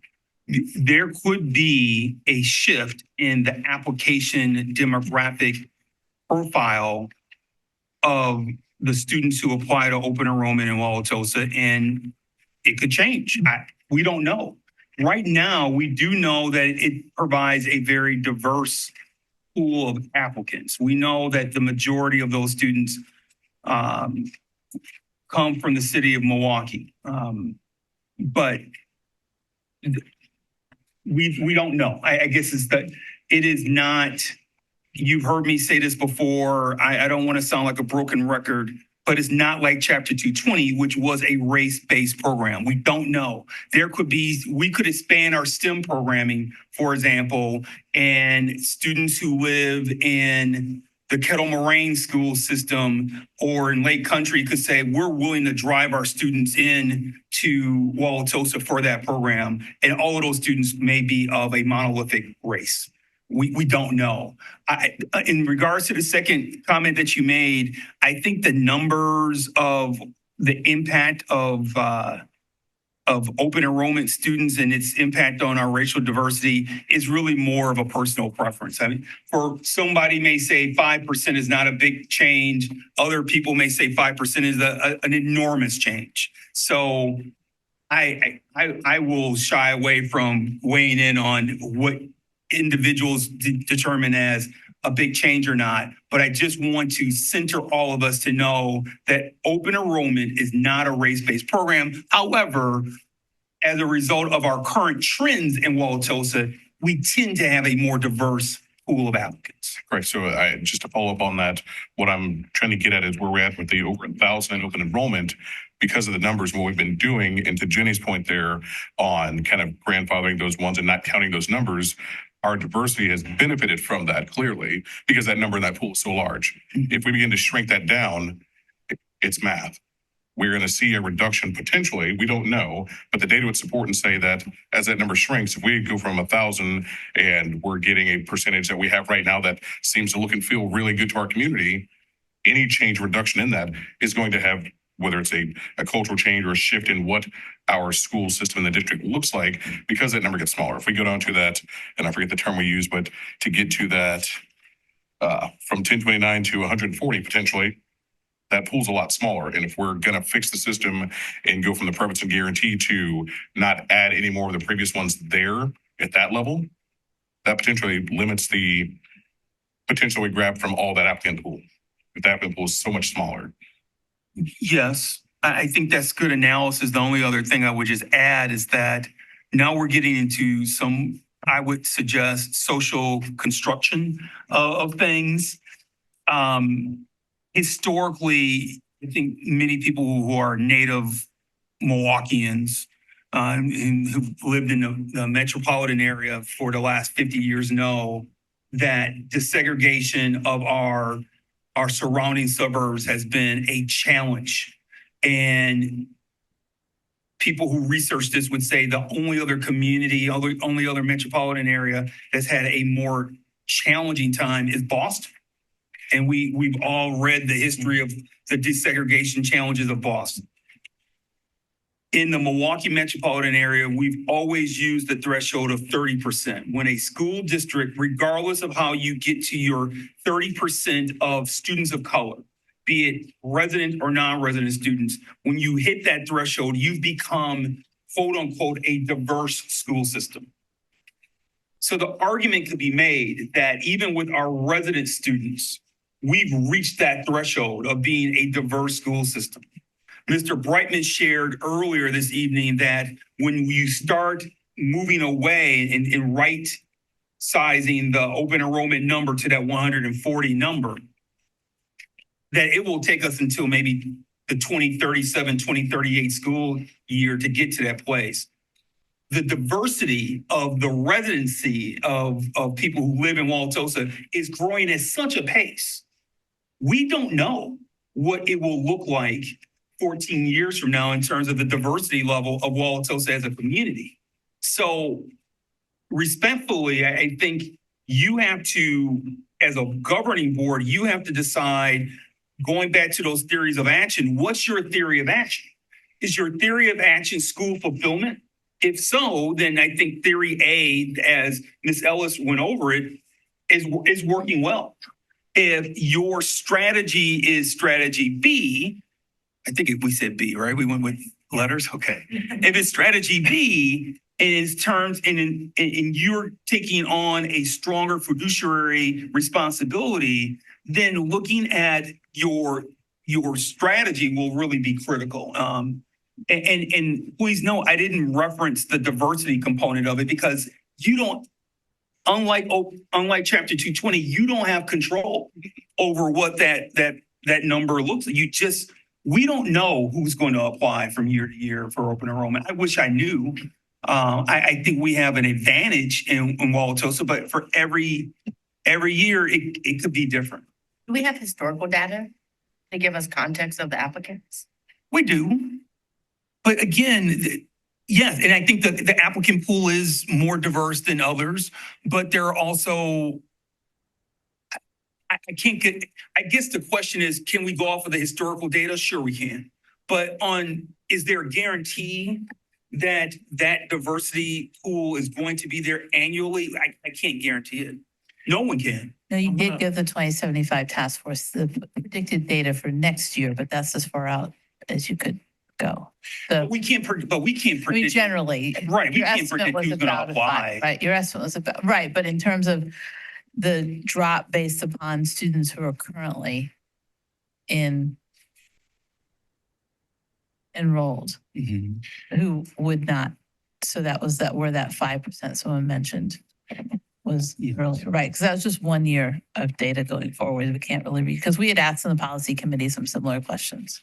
But I appreciate your question, Ms. Willis. Yes, I think the historic trend is that I think due to the proximity to the city of Milwaukee, we tend to have students who apply from the city of Milwaukee. But there, again, I'll give you the example of if hypothetically, if there's an expansion of a STEM program in the district, we may have families who have their children who have decided to live in New Berlin because it's closer to I'm just coming up with a scenario, because it's closer to the GE plant. They may say, we like STEM, we're Caucasian, hypothetically, we're going to apply to Wauwatosa because they have a STEM program. That could happen. And so I think the social construct that, and I'm speaking as an administrator who worked under, working as an administrator who I worked with Chapter 220, there was more, I think I'm hearing the community and the board speak of open enrollment in the way that we talked about Chapter 220. With Chapter 220, we were able to socially construct how we wanted our school district to look. We were able to do it. Dr. Means? We were purposeful in doing it. Mr. Meyer? Yes, can I speak to something as an example of things we can't control? When state law allowed the city of Milwaukee to, can you hear me? I was gonna try to keep us back. We've spun a bit out of what our initial plan was. Oh, I was just gonna add to what Dr. Means said about we can't predict that when state law allowed the city of Milwaukee to require residency for its employees, our applicant pool to open enrollment might have been different. And so that's to Dr. Means' point. We can't predict what will happen, that we could have the best plan for now and some power outside of our influence makes a decision and suddenly it'll change. That's all I have to say. Thanks. I'm gonna remind my colleagues on the board to seek first recognition, and then I'll call on you to kind of keep us on path. Doc, how can I do this over Zoom so I don't mess up again? I know, Mr. Martin. And my preference is always to be as informal as possible, but I want to keep us focused. Okay, I apologize. No worries. Dr. Burley. Yes, so my burning question is to find out a little bit more about the net financial benefit slides and the numbers. So in moving eventually to the 144, that does that include when you talk about right sizing enrollment, that also would include changing potentially. We don't know the future about how many new houses will be built or new residencies or apartments and how much schools will be filled by residency. But there is, if that can't be expanded, that difference, then the assumption is that would be, on my part, that would be fewer students overall in the whole district, and maybe not filling the buildings. Yeah, so the Rockford study, I think, indicated about 250, 270 students over the next 10 years of resident student population increase. If we were to reduce the 1,029 brick and mortar non-resident open enrollment students down to 140, that net would be less students overall. So yes, we would likely have some schools with 1 to 2 sections at the elementary level. So at that point, just to clarify, we would then either be thinking about how to use those properties to fill those spaces, or like we wouldn't be like just be continuing forward with the 144 students. It would have a differential effect on some other questions that the district is facing at this point. Yeah, the 144 students just seem to be a reasonable number given 9 elementary schools. About 1 per school seems to make sense per grade level.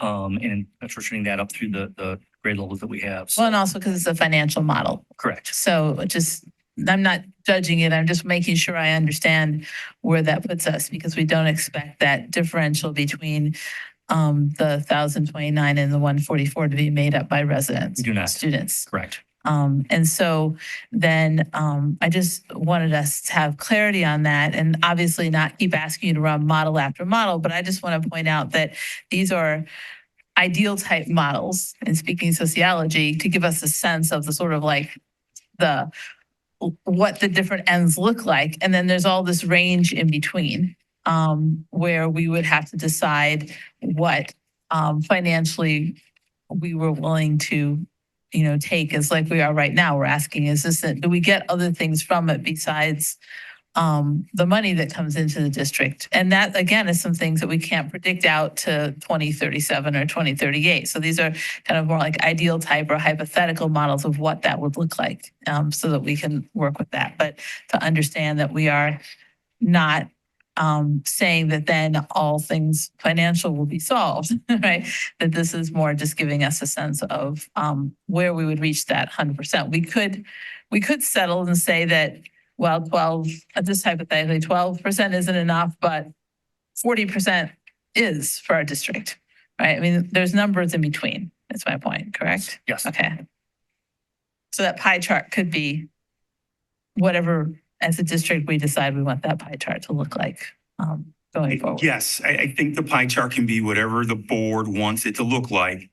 I think what Mr. Brightman shared is that it is inversed in most school districts in Wisconsin. Right.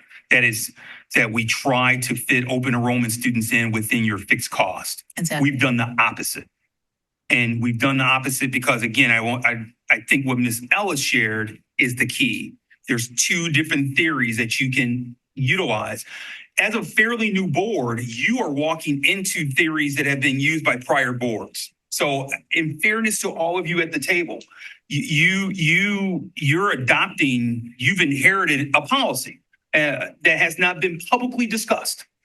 And so I appreciate the work of our team to unpack all of this, to share with you, this is where it is. Theory A is to say you can fill schools. And as we had one person share, you will have multiple sections of each of your elementary schools. The schools will be filled, but you will also have that inverse pie chart where you are creating variable costs to make sure that that works. You will then be, as a school district, an outlier. If that's your goal, then that's a good strategy. There's also theory B, which is if you're doing this from a fiduciary standpoint, then that pie chart is actually not good. That you should take open enrollment students within your already fixed costs created. When you're creating the variable costs, you're actually creating greater dependence on open enrollment. It makes it harder to pull away from. And I think we've seen some of that from the comments made from the community this evening, from some of the questions that have been posed. It just becomes more difficult. As a new administrative team, we just want to know, where do you stand? Do you subscribe to theory A, or do you subscribe to theory B? And you may say, well, that seems pretty stark in terms of, are you going to do A or B? Is there a middle ground? There may be a middle ground, but I think based on the formula that you have been presented, the midpoint, because it goes minimum, mid, max. That midpoint, in essence, keeps things as status quo, as Ms. Zelazowski's shown. And so if you stay status quo, in essence, you're deferring to theory A. And that means you're staying with the school fulfillment. And I think what I've noticed over the last few months, and I've shared this with Mr. Brightman, I've worked with a lot of business managers over time. I think we've placed him and his team in a really tough position because he's trying to figure out, so what does the community want? Does the community believe in theory A? Is it theory of action A? If so, I can make that work. Or does the community believe in theory B? If so, then I will do what most other the other 418 school districts in Wisconsin are doing and have that pie chart look different. What we want to do is to have a conversation with the board and the community to figure out, where do you want to stand? Because it has been, and I think what has happened as we've unpacked all of this information and shared the data, people have leaped to conclusions of, where do we stand? We don't have a preference. We just want to understand what the policy should be. As you heard from Mr. Pinion, things were being done in the office and it shouldn't have been done. It was going contrary to policy. We're seeking your clarity. The one thing that I would just add before we kind of close the door on the financial side, I just want to say for the record that as we talk about that $1.25 million revenue, and Mr. Brightman referenced this earlier, I believe if the board decides to go with theory A and continue to go with the school fulfillment process, I will be asking, you should be prepared. I will be asking for a portion of that $1.25 million. I will be asking for a portion of that money so then we can reinvest in open enrollment students. So then this narrative of they're taking resources from other students or we're not supporting those kids, that has to stop. I'm concerned that in our district, we still refer to those students as open enrollment students. Once a student is accepted, they are a TOSA student. But the narrative, and it's just not administratively, it's just not with staff, it's just not in the community. There's a narrative of we refer to resident and non-resident students too often. And so I believe it's unfair to those students in the program of open enrollment if we're not going to reinvest in them. Right now, what we're saying to them is, if we accept you in our district, the prize that you receive is that you've been admitted into Wauwatosa. Congratulations. And then there's no help. There's no family engagement coordinator to help to make sure that there's a bridging between those families in the district. There's no additional interventionalists. There's no additional anything. We're not buying bus passes for those kids if they have to get home in time. There's none of that happening.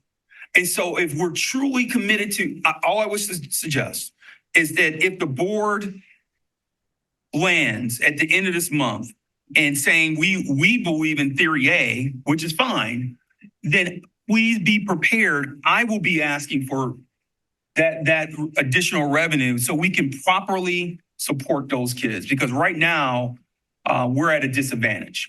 And subsequently, when we're at a disadvantage in serving those students, then those students are at a disadvantage in being able to navigate our system successfully. I want to go to our student representatives and see what questions they might have.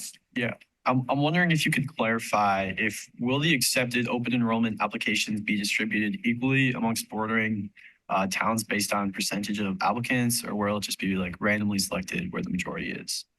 That's a Luke Pinion question. It's a good question. It's a random selection process, and even race and ethnicity is not viewable in the system until you've sent an accepted letter.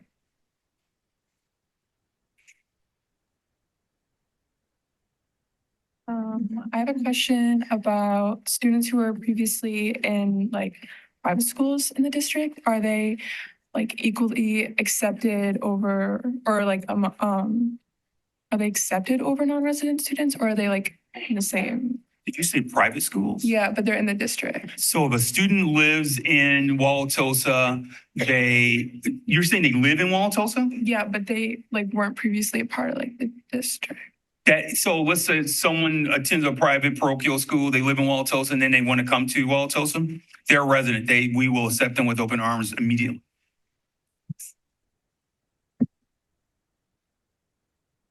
I have no questions at the time. The question I'm grappling with is implementation. And so I'm grappling with the drawdown between 23, 24 and 37, 38 of is it 85 million or 8.5 million? Right. And what I would love, and I'm not expecting you to come back after our break tonight with this, is what we're weighing this against. Because I don't want to know just in theory what I'm deciding as we draw, if we choose to draw down open enrollment for theory B, but what's the equivalent number of sections we would need to close to stop doing that? Where do we capture that? Because we would need to cut or tax through referendum to close that gap. That's my understanding.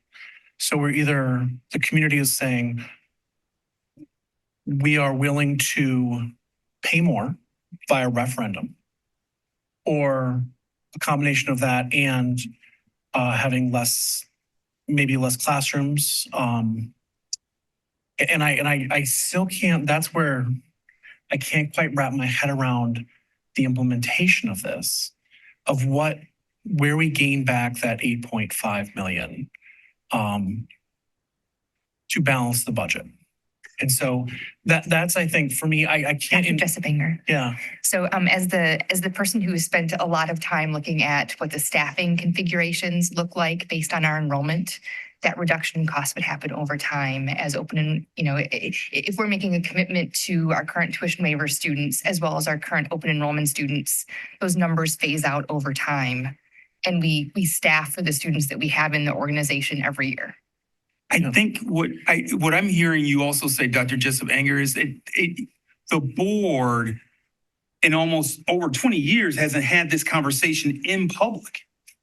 And you have to have the conversation of, are you committed to a school fulfillment? Because I think what you're saying is we're currently a school fulfillment theory. How do we transition to a fiduciary financial theory and once the financial hit?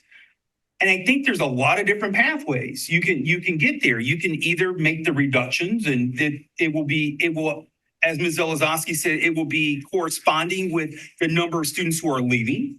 So initially we will probably see that reduction and it will be small and it will be incremental over time.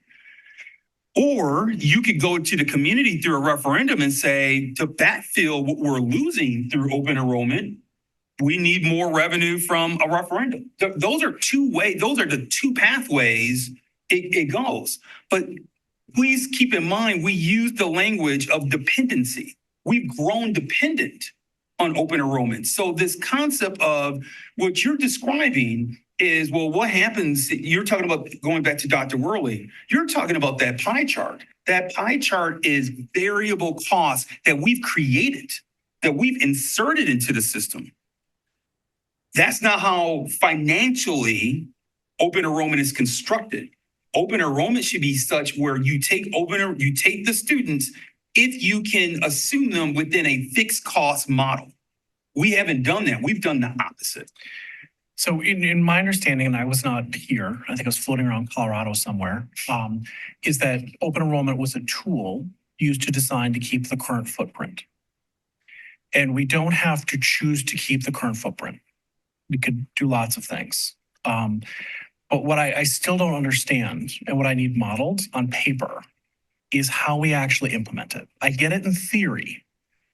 I just don't, knowing the numbers and where the classroom sections are, I don't know how we actually draw down. And that's where I'm getting stuck. And I get, if you look at the totality of students, but what I'm wrestling with is thinking about this. I think this will necessitate redrawing of lines. And I know that that's an anxiety and a lack of desire. I don't see a way of us not to close $8.5 million. I don't know how we don't close schools. I think that that's going to have to occur down the line. Or the community says, we really value the neighborhood schools and we're willing to pay more in taxes. Right. Now, the challenge is the same folks I'm hearing from, a couple in the crowd tonight, who want no open enrollment want to pay less in taxes. And so that is kind of like, right? So eliminate open enrollment or draw down open enrollment, pay less in taxes. And it's, so I don't, if anybody wants to shoot me a quick email and say, nope, that's not what I meant. I'm open to it. But that's where I'm really struggling with in implementation is when you look at the full system, I see how we implement it. With our model that we've chosen as a community, which may or may not be how we choose to go forward, where we have at the classroom level, at the school level, there aren't many schools where we actually have open enrollment that fills an entire section. There's a few. There's outliers. And prior to the last 3 or 4 years, I don't know if there was any. But that's where I'm really struggling with at the school level, how we implement this model. And I get why financially, but I just, that's the big question I have is how do we in practice with what we have today where we're at, if a key value of the community is to maintain a neighborhood school model, and maybe it's not anymore, maybe that's something we're ready to move on from, or we're willing to close one, or big conversations. That's what 2075 is grappling with, and what the board needs to grapple with. but how do we actually implement with the model that we have today? And I get the easy answer is we're willing to pay more in referendum. The harder answer is what do we need to cut? Because we're going to have to and I don't know what 8.5 million looks like in terms of how many sections, what that looks like at the high school level, what that does to class sizes. And that may all be palatable. I just don't know. And that's why I have such a hard time. I understand. Grappling with I get the discussion. I don't know what I'm balancing that against. But you're assuming that you're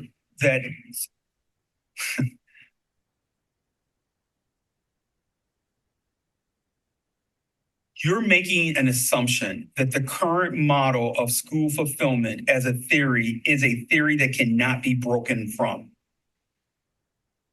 That we can't move away from it, that we've grown so dependent on it that to draw down or to draw away from it is difficult. And there are ways to draw down on it. That's the first statement I would make. The second is you've brought in the concept of neighborhood schools. You can have neighborhood schools without open enrollment. We've made such a connection and nexus between keeping our schools open and open enrollment. And that's in defense of the students who are in open enrollment, that's not fair.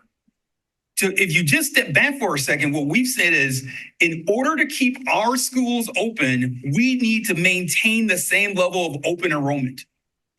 If you just step back and think about that for a second, that is a significant statement. And I think, as it's been explained to me, that is our organizational saga. It is. It is. That is what has been handed to us as a board. That is Mr. Meyer, and I would invite him to speak on this, has articulated that was his gambit. That was he was the author of doing that. And so I don't think that there isn't an opportunity to draw back. I think what I'm articulating, I can imagine it, but I can't imagine what the outcome of it is. And that's what I think I'm looking for the staff to provide is if there is a change made and we shift paths. And I'm assuming the solution isn't an additional 8.5 million on operating referendum 10 years from now to kind of balance this. We aren't going to be what we are today. That's neither good nor bad. But I do want to have a sense of what we will look like from now till then. We can look like whatever the community wants us to look like. I think open enrollment worked. Open enrollment worked when it's that image of the two kids with the backpack. When the cost to educate a child became $13,964 and we received $8,700 for an open enrollment student, that gap that continues to, first and foremost, we have a gap even with our resident students. So I think that's the first thing. The second is we're continuing. I would just urge the community and the board to think about this. We continue to put the pressure of maintaining the current status quo of the district on open enrollment. There are districts across the state that have found other ways to keep their footprint the way that they want their footprint in different ways. In either they're cutting services and bringing down their costs, or they're generating revenue in different ways. What we've done is we utilized a model of open enrollment as a third rail for over 20 years. Yeah. And that third rail can't continue. Well, let me say it this way. You can continue to do it that way, but your dependency will just continue to grow and grow and grow. I want to call Mr. Meyer since I invited him into the conversation and it's hard to be virtual. Mr. Meyer? Okay, so the decision to take the choice A instead of the choice B, right? That choice A, according to Sarah, and I like the paradigm set out as the different directions. We're going to maximize open enrollment and keep as many buildings open as we already have, versus the choice B, which is get your finances in order and therefore reduce open enrollment. That decision was made in the wave election of the school board in 2005. That was the which direction are you going to go school board election. We have not revisited that community decision since then. 6 years ago, when I was board president and on the facilities committee, I raised the question to Dr. Ertl then, okay, is our facilities plan 9 elementaries or something else? And he said to me, and it made sense, the community decided that in 2005. So the public decision to go on Path A was the election of 2005. It was very explicit and explicitly stated in the campaign. Now, back then, when we took the Path A, it kind of solved our financial problems at the same time. But now, our Path A doesn't solve our financial problems anymore. So I'm going to suggest that somehow we have a 2-step decision here. So our decision now is twice as hard as the decision in 2005. First, we need to choose Path A or Path B. Then we have to figure out what kind of referendum we need to pass. Right? Because we could choose Path A, but we still have to pass a referendum.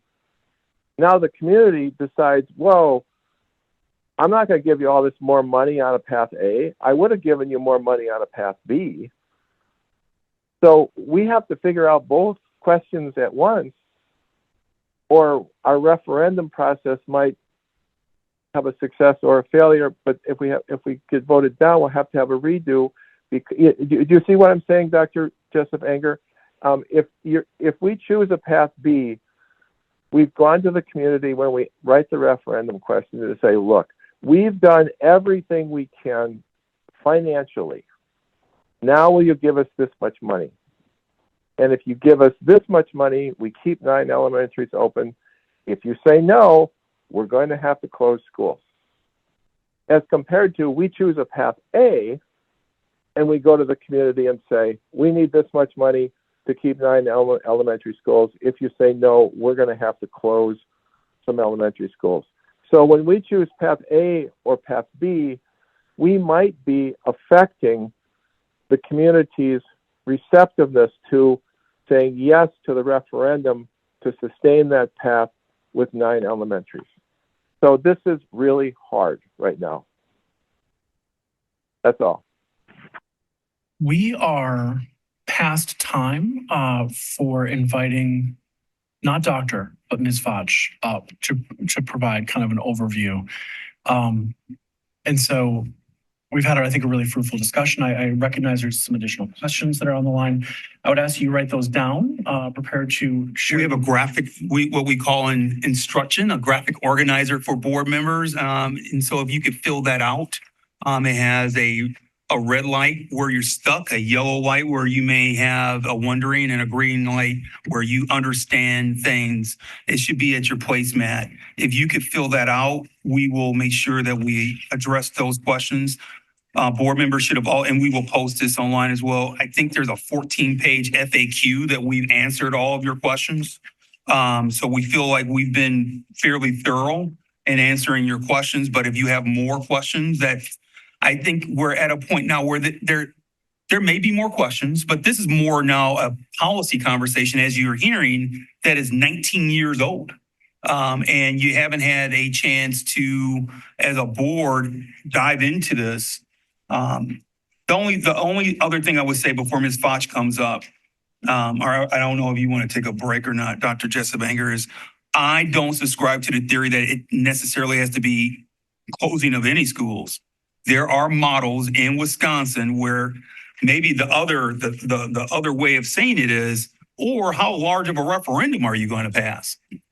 So if you choose theory of action B and take the more fiduciary pathway, you have to close the gap and not depend on open enrollment students from other cities to keep the schools open. Maybe you have to look inward at the taxpayers and ask them, how do we maintain our current footprint? I don't think I don't think we have to talk about closing anything. I think there's a way for us to stay the way we are. Now I know there are some people who will say, well, I don't know what the tolerance level is of the community. But I think until you ask, you never know. I would articulate a policy is only in place for as long as it's in place. So no decision is permanent. It's been 19 years so far, unofficially. And I think that's the other thing that I think for us administratively, we really, let me just conclude by saying, I know Ms. Willis has her hand up. I just want to say, we are so thankful to have this conversation first with the task force, now with the board and the community. It's been 19 years in the making. This is really complicated. There's a lot of different perspectives. It's emotionally charged. It's complicated financially. You're blending social issues with school finance and school policy.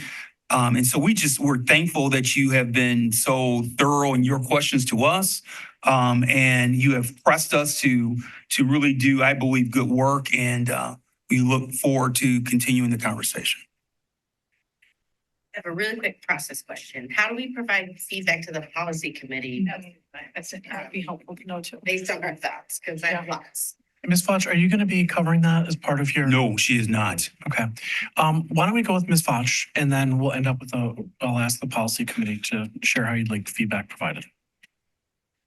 So Ms. Foch is coming up to introduce a concept that we as a leadership team really believe in. It's called a decision analysis. That when you have something as emotionally charged as this and complicated, it's sometimes good for us to ground ourselves in just being analytical. The decision analysis, actually, I was trained in it over 20 years ago when I first worked in Wauwatosa, and we had a partnership with Briggs and Stratton at the time. And it's a Trago Kepler process that is used in the business community. Briggs and Stratton reached out to the school district over 20 years ago, and we worked with their executives to get trained in it. I have been a believer in the system ever since, and I believe it's helped us make good decisions internally here and other places I've been. So Ms. Foch, without further ado, thank you for being here this evening and walking us through the process. I think the printout would be good, but if we can project as well, that would be great.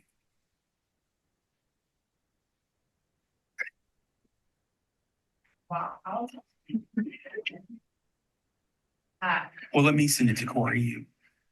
So the decision process, and thanks for the insight, allows us to engage in the process when we have multiple options to consider. Essentially by establishing criteria by Ms. Foch, Corey, can you take a look at that mic because it's not coming through on the Zoom session? All right, so the decision analysis process will allow us to look at criteria to evaluate the options. So it's inherently designed to limit subjectivity. No decision is absolutely void of any level of subjectivity, but this is an attempt to not only establish criteria by which we can evaluate our alternatives. So in this case, alternatives are which sort of formula to apply. And then also increases the transparency. So essentially we're able to show our work because we completed a decision analysis with stated criteria. So what you have on a very large sheet of paper, it came out in the 11 by 17 format when I pressed print, are a set of criteria to evaluate which of these options, the options being the formula applications, that we'll use. Our goal for this evening is to complete just one part of the decision analysis, and that is to determine the weight of the criteria. And what I mean by the weight of the criteria is that not all criteria are equal. So the board will need to decide, and that's what Dr. Means and I are here to help facilitate, again, facilitate the conversation, not that decide for you, but to ensure that you're coming to a consensus around which criteria you feel are the most important, and we'll be able to rank those on a scale of 1 to 10. So I'm going to give you just a moment to digest the criteria you've been given and ask any clarifying questions in case any of the criteria are fuzzy in meaning.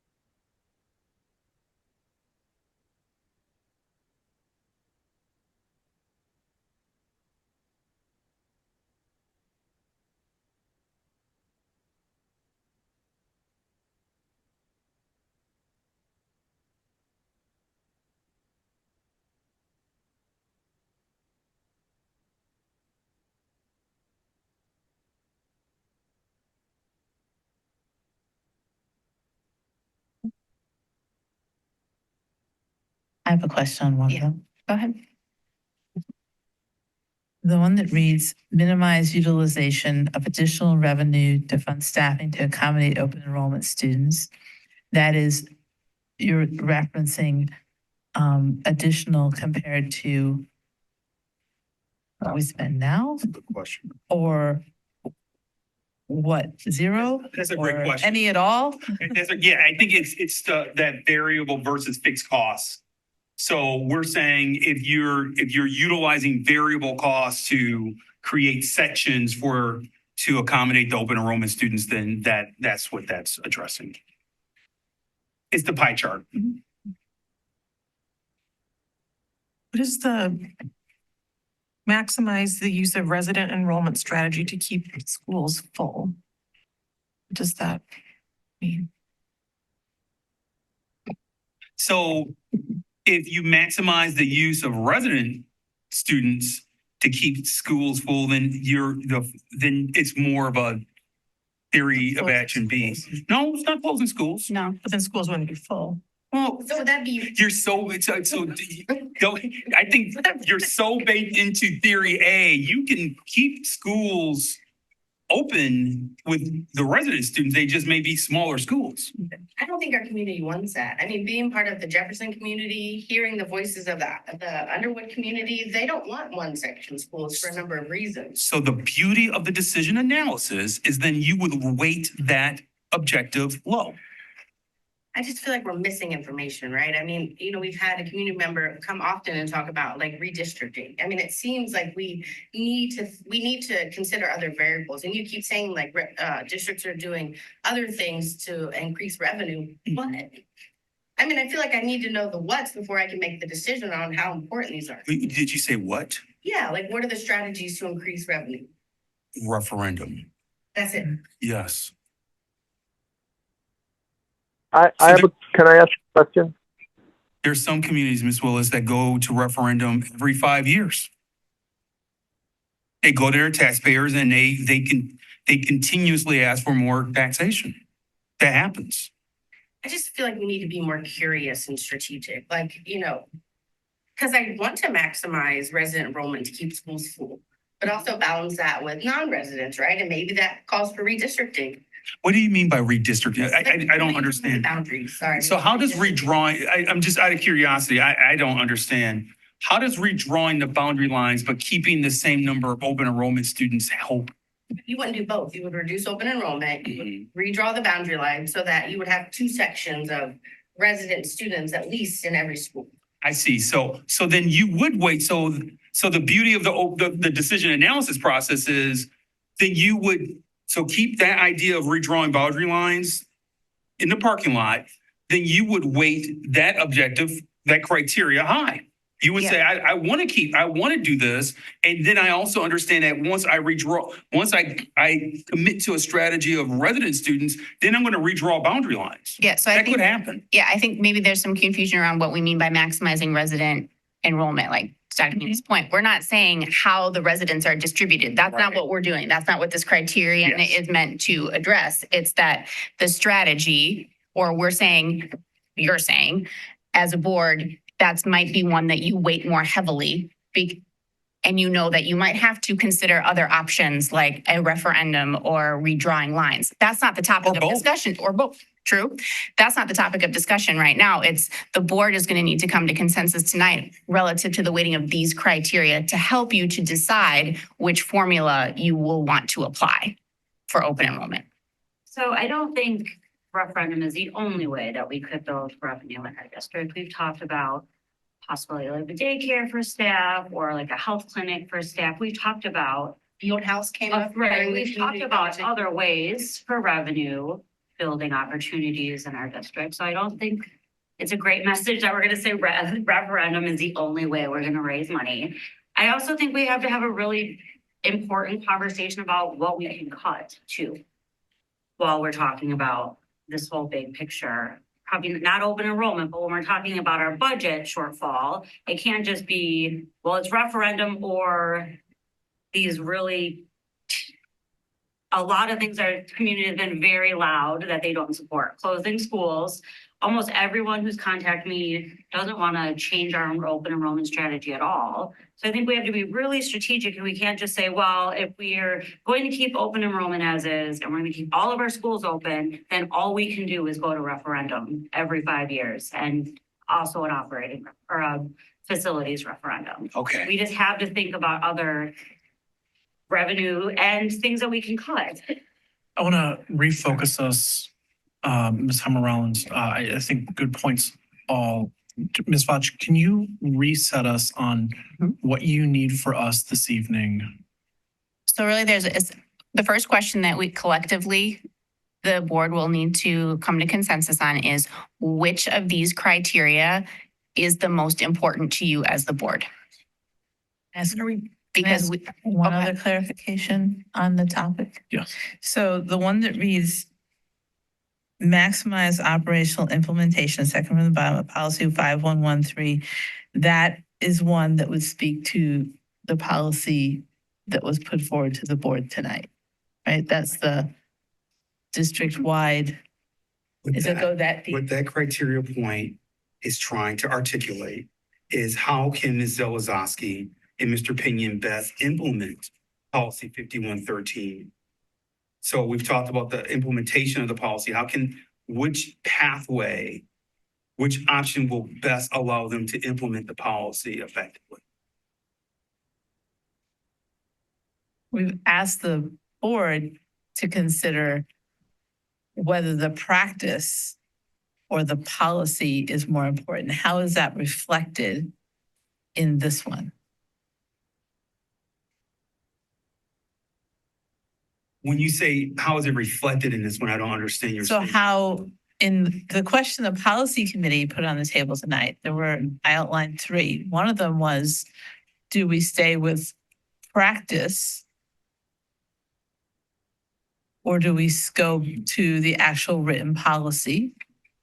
So are we asking, if we want to go to practice, and you're asking the 5113 to be edited and changed, how is that reflected in this decision-making tool? I think the criteria, if I understand your question correctly, and if I am not interpreting it correctly, please let me know. But I think what this criteria point is asking is when you consider the options, and we haven't talked about the options yet, but when you consider the options, when you look at the criteria, which of the options will best position the Division of People and Family Supports and Human Resources to implement 5113 most effectively? Which of the options will do that? And so when you weight that criteria, you will consider that weight and that criteria as you're considering the options. That's all this is doing. That's all. Did I answer your? Sort of. Okay. I guess I'm still struggling with, we've had a lot of discussion, but we haven't really spoken to the policy decisions that are on the table yet. We're mostly thinking still about numbers. So what we're trying to level set, 'cause I appreciate all the comments about different options, and what we're trying to help, and maybe we're trying to really narrow down your options and really help you analytically look at what are the next steps. And the way that you can do that is by articulating what are your values, and you start articulating your values based on what do you weight. And so if you weight certain criteria higher than others, then it gives us an indication of what you believe as a board. So this is not a statement of where I stand, but I don't see on this list then create the least disruption for students currently in the district. So I don't know if I'm saying that well. I don't see that on the list. I'm not saying where I stand on that. I Sure. just have heard discussion to that end tonight. Yes. So I want to make sure that it's, if people want it there, that it's So reflected. the beauty of the decision analysis is you could create minimize disruption for current open enrollment students. That could clearly be placed as a criteria if that is the pleasure of the board. That could happen. And then you can weight it as a group if that's your preference. Can we take a step back? Sure. So we're gonna fill this out tonight as a board. Yes or no? No, I don't. This is just an example of what we would do if we were going through the process? Or are we actually gonna fill this out tonight and weight this criteria as a board? The goal for tonight would have been to have weighted the criteria, not to have completed the entire process. The weighting process. Yeah. Weighting of the So can we criteria. Can we walk through practically how we do that on this worksheet? So the worksheet is simply there for your own notes. Okay. Okay. So the question the board has to answer first is which of the criteria is most important to you as a governing board? Because you're going to say that's our 10 on a scale of 1 to 10. That is the 10. We're going to put the greatest weight when we look at all of the options available, and we don't need to think about what the options are to do this necessarily. What is the one that carries the most weight? Which criterion carries the most weight for you as the Board of Education in determining the open enrollment formula? And our goal is to come to a consensus. It's not, doesn't have to be unanimous in any way. We just have to be able, as the board, you have to be able to live with whichever one we choose. So it's not something. Formula or the numbers? The weight of the criteria. No, I'm saying you said open The number. enrollment number. No, the So what number we of have the to decide by the end of January. You do have to decide by the end of January what formula. Yep. But all we're asking right now is looking at the criteria themselves, which one is most important to the board? It doesn't mean that the rest of them are unimportant, but that one would stand out. How does that help us get to where we're going? Because in my mind, the board can say there can be 6 people who say, I want to maximize open enrollment to keep schools full. And we can say that, but I don't know how that helps a meeting from now when we have to make our vote and then we're going to each make our own decision. I guess I'd rather have I would personally find it more helpful to have a conversation about where people are at rather than saying we're coming to consensus, because we're not coming to consensus. We'll all ultimately have our own vote. Right. This isn't telling you how to vote one way or the other. This is simply a mechanism by which you can look at each of the formulas, so school-wide, district-wide formulas, and say, these are the criteria by which we as a board are evaluating these, and be transparent about that.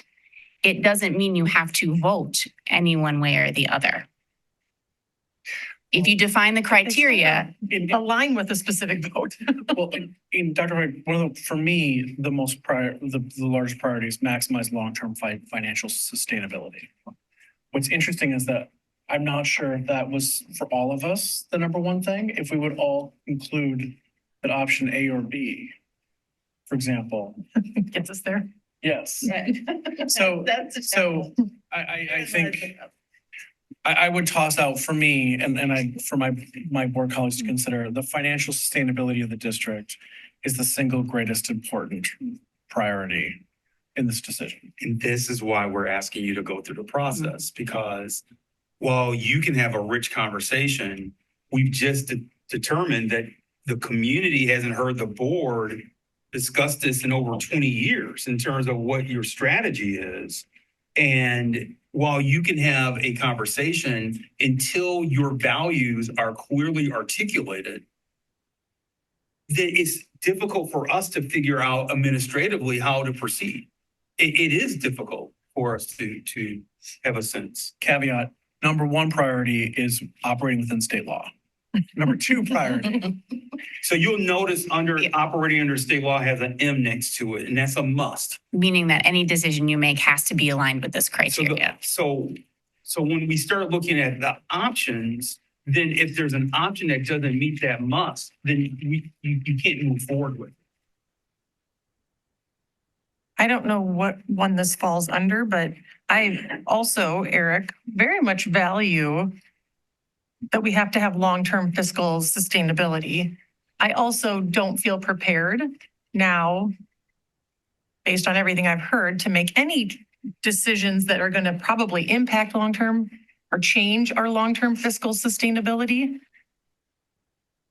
Because we haven't had a conversation from the task force, who has like these major decisions in front of them. They haven't presented their information to us. And we haven't heard or talked with the majority of our community about what matters to them. I feel like us making a decision before we have that data, something that is going to potentially change the direction of the district, is premature and irresponsible. I think we need to wait to make any major decision, make any major changes or big decisions until those things are in front of us. That's where I stand. So we're not following the decision analysis process. I think you're. I'm telling you what matters to me. So I don't think it's captured on here. But I think what's happening. I think what's happening as a result of you having to deal with criteria, you're leaping to a position. As I'm listening to you, I'm seeing you're looking at the criteria and you're saying, so here's where I stand. That's okay. That means you're skirting around the process of identifying what you weight and what you identify as your criteria. The purpose of identifying and weighting your criteria is to say, so here's here's our values. And so, but when we start to make the decision, here's the framework in which we're going to evaluate any option we're considering. But you've you're leaping to, here's the position we want to take. It sounds, maybe and I apologize if I'm not hearing it properly, but that's the purpose of the decision analysis, is for you to first say, here's what's important to us. Here's our values. And so I really appreciate what Dr. Worley stated of, I don't see a criteria here that would be important to me, which is. I didn't say where I stood at. I said I didn't see one that reflected what the board was saying. So there's nothing stopping anyone on the board to say, I want to bring forth another. If there's something not here that you want to see happen, then you can clearly place that on the criteria. Go ahead. So I've sort of looked at, if we're only looking at the decision that we are supposed to make this month, which is approving policy 5113, if that's what we're looking at for January, then to me, the main criteria that I would go with for this year, January 2024, would be to maximize the implementation for the Division of Pupil Support Teams, because that hasn't been happening in years prior. So if we could get there with this policy this year, and that be the main criteria, that we just on this very narrow thing, and then this spring we'll get the task force feedback and we'll go through that, what you just described, I think, Jenny. talking to community members, listening to the task force. All of that is like a future goal. Tonight, I think, and this month, we need to focus on operationalizing and improving this policy. Mr. Pinion, I appreciate that and thank you. Mr. Pinion, if I understand correctly, there's two things that we have to do in January. Number one is to affirm policy 5113 as a policy. And then within policy 5130, or excuse me, 5113 is to then determine the number of seats. That's a separate. So there are two things that the board has to do. Is that my understanding correct? In January, correct. And I believe, Dr. Whitley, with how you explained the updated revisions, is it's left somewhat open. So you're not calling out a specific mid-max. So that decision isn't necessarily as connected in that policy anymore. I think some of it, to Liz's point, is operationalizing it is making sure it's defensible, that those class ranges aren't called out in there anymore, that you've leaned into a formula, which you've left somewhat open already, and that we're not referencing caseloads from DPI that don't exist. Those are some pieces that would help us. And where the policy committee left it the last time we talked was we felt that had to be prioritized at this point, which is why we came back with the wording that we did to you. Thank you both.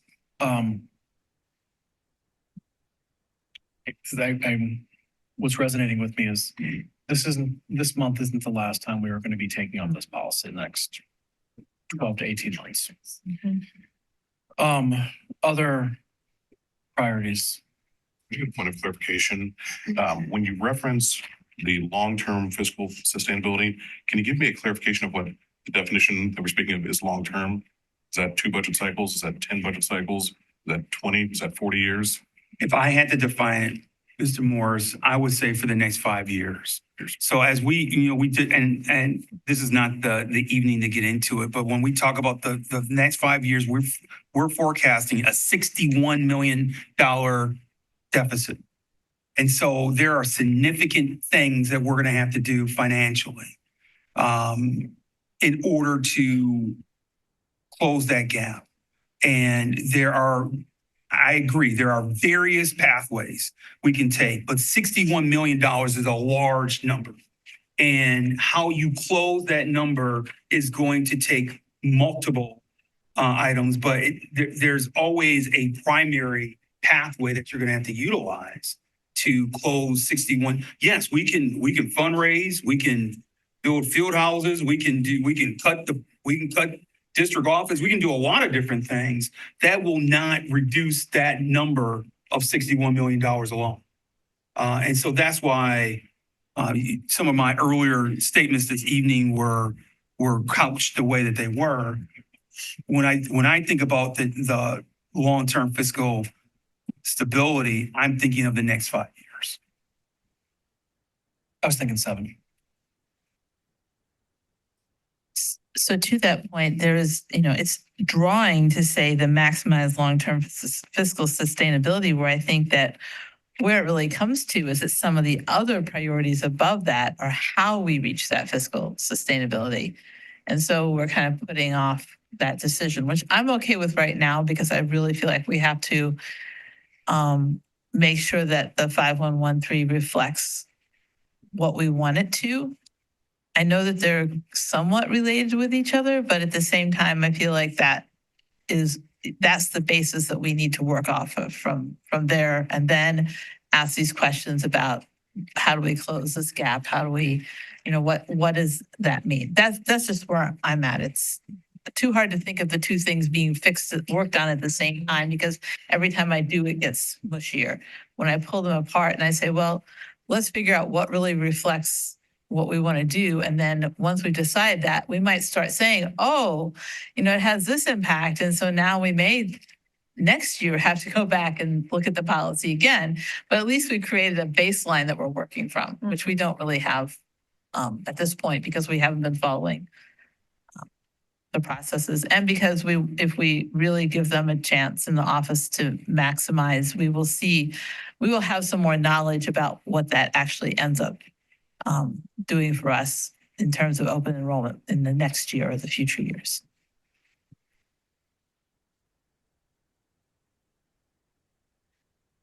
Any other high-level priorities? So we've got maximizing operational implementation, meeting state requirements, maximizing long-term fiscal sustainability.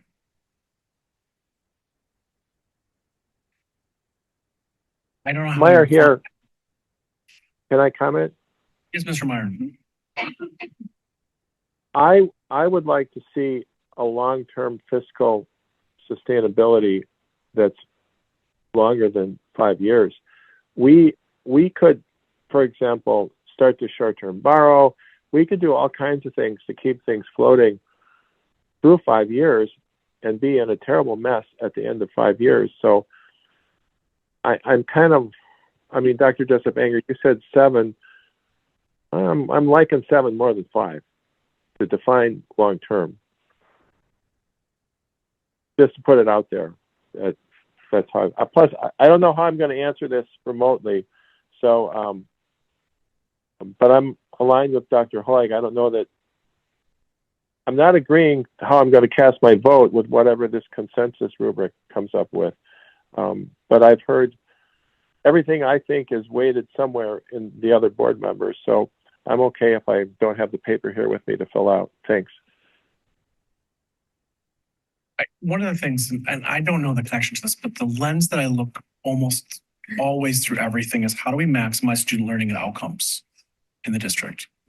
And I'm trying to apply that, and maybe that's just not easily applied or shouldn't be applied to this. But it is, I am thinking about how do we maximize the learning of students who are in our district now, who will be in our district in the future?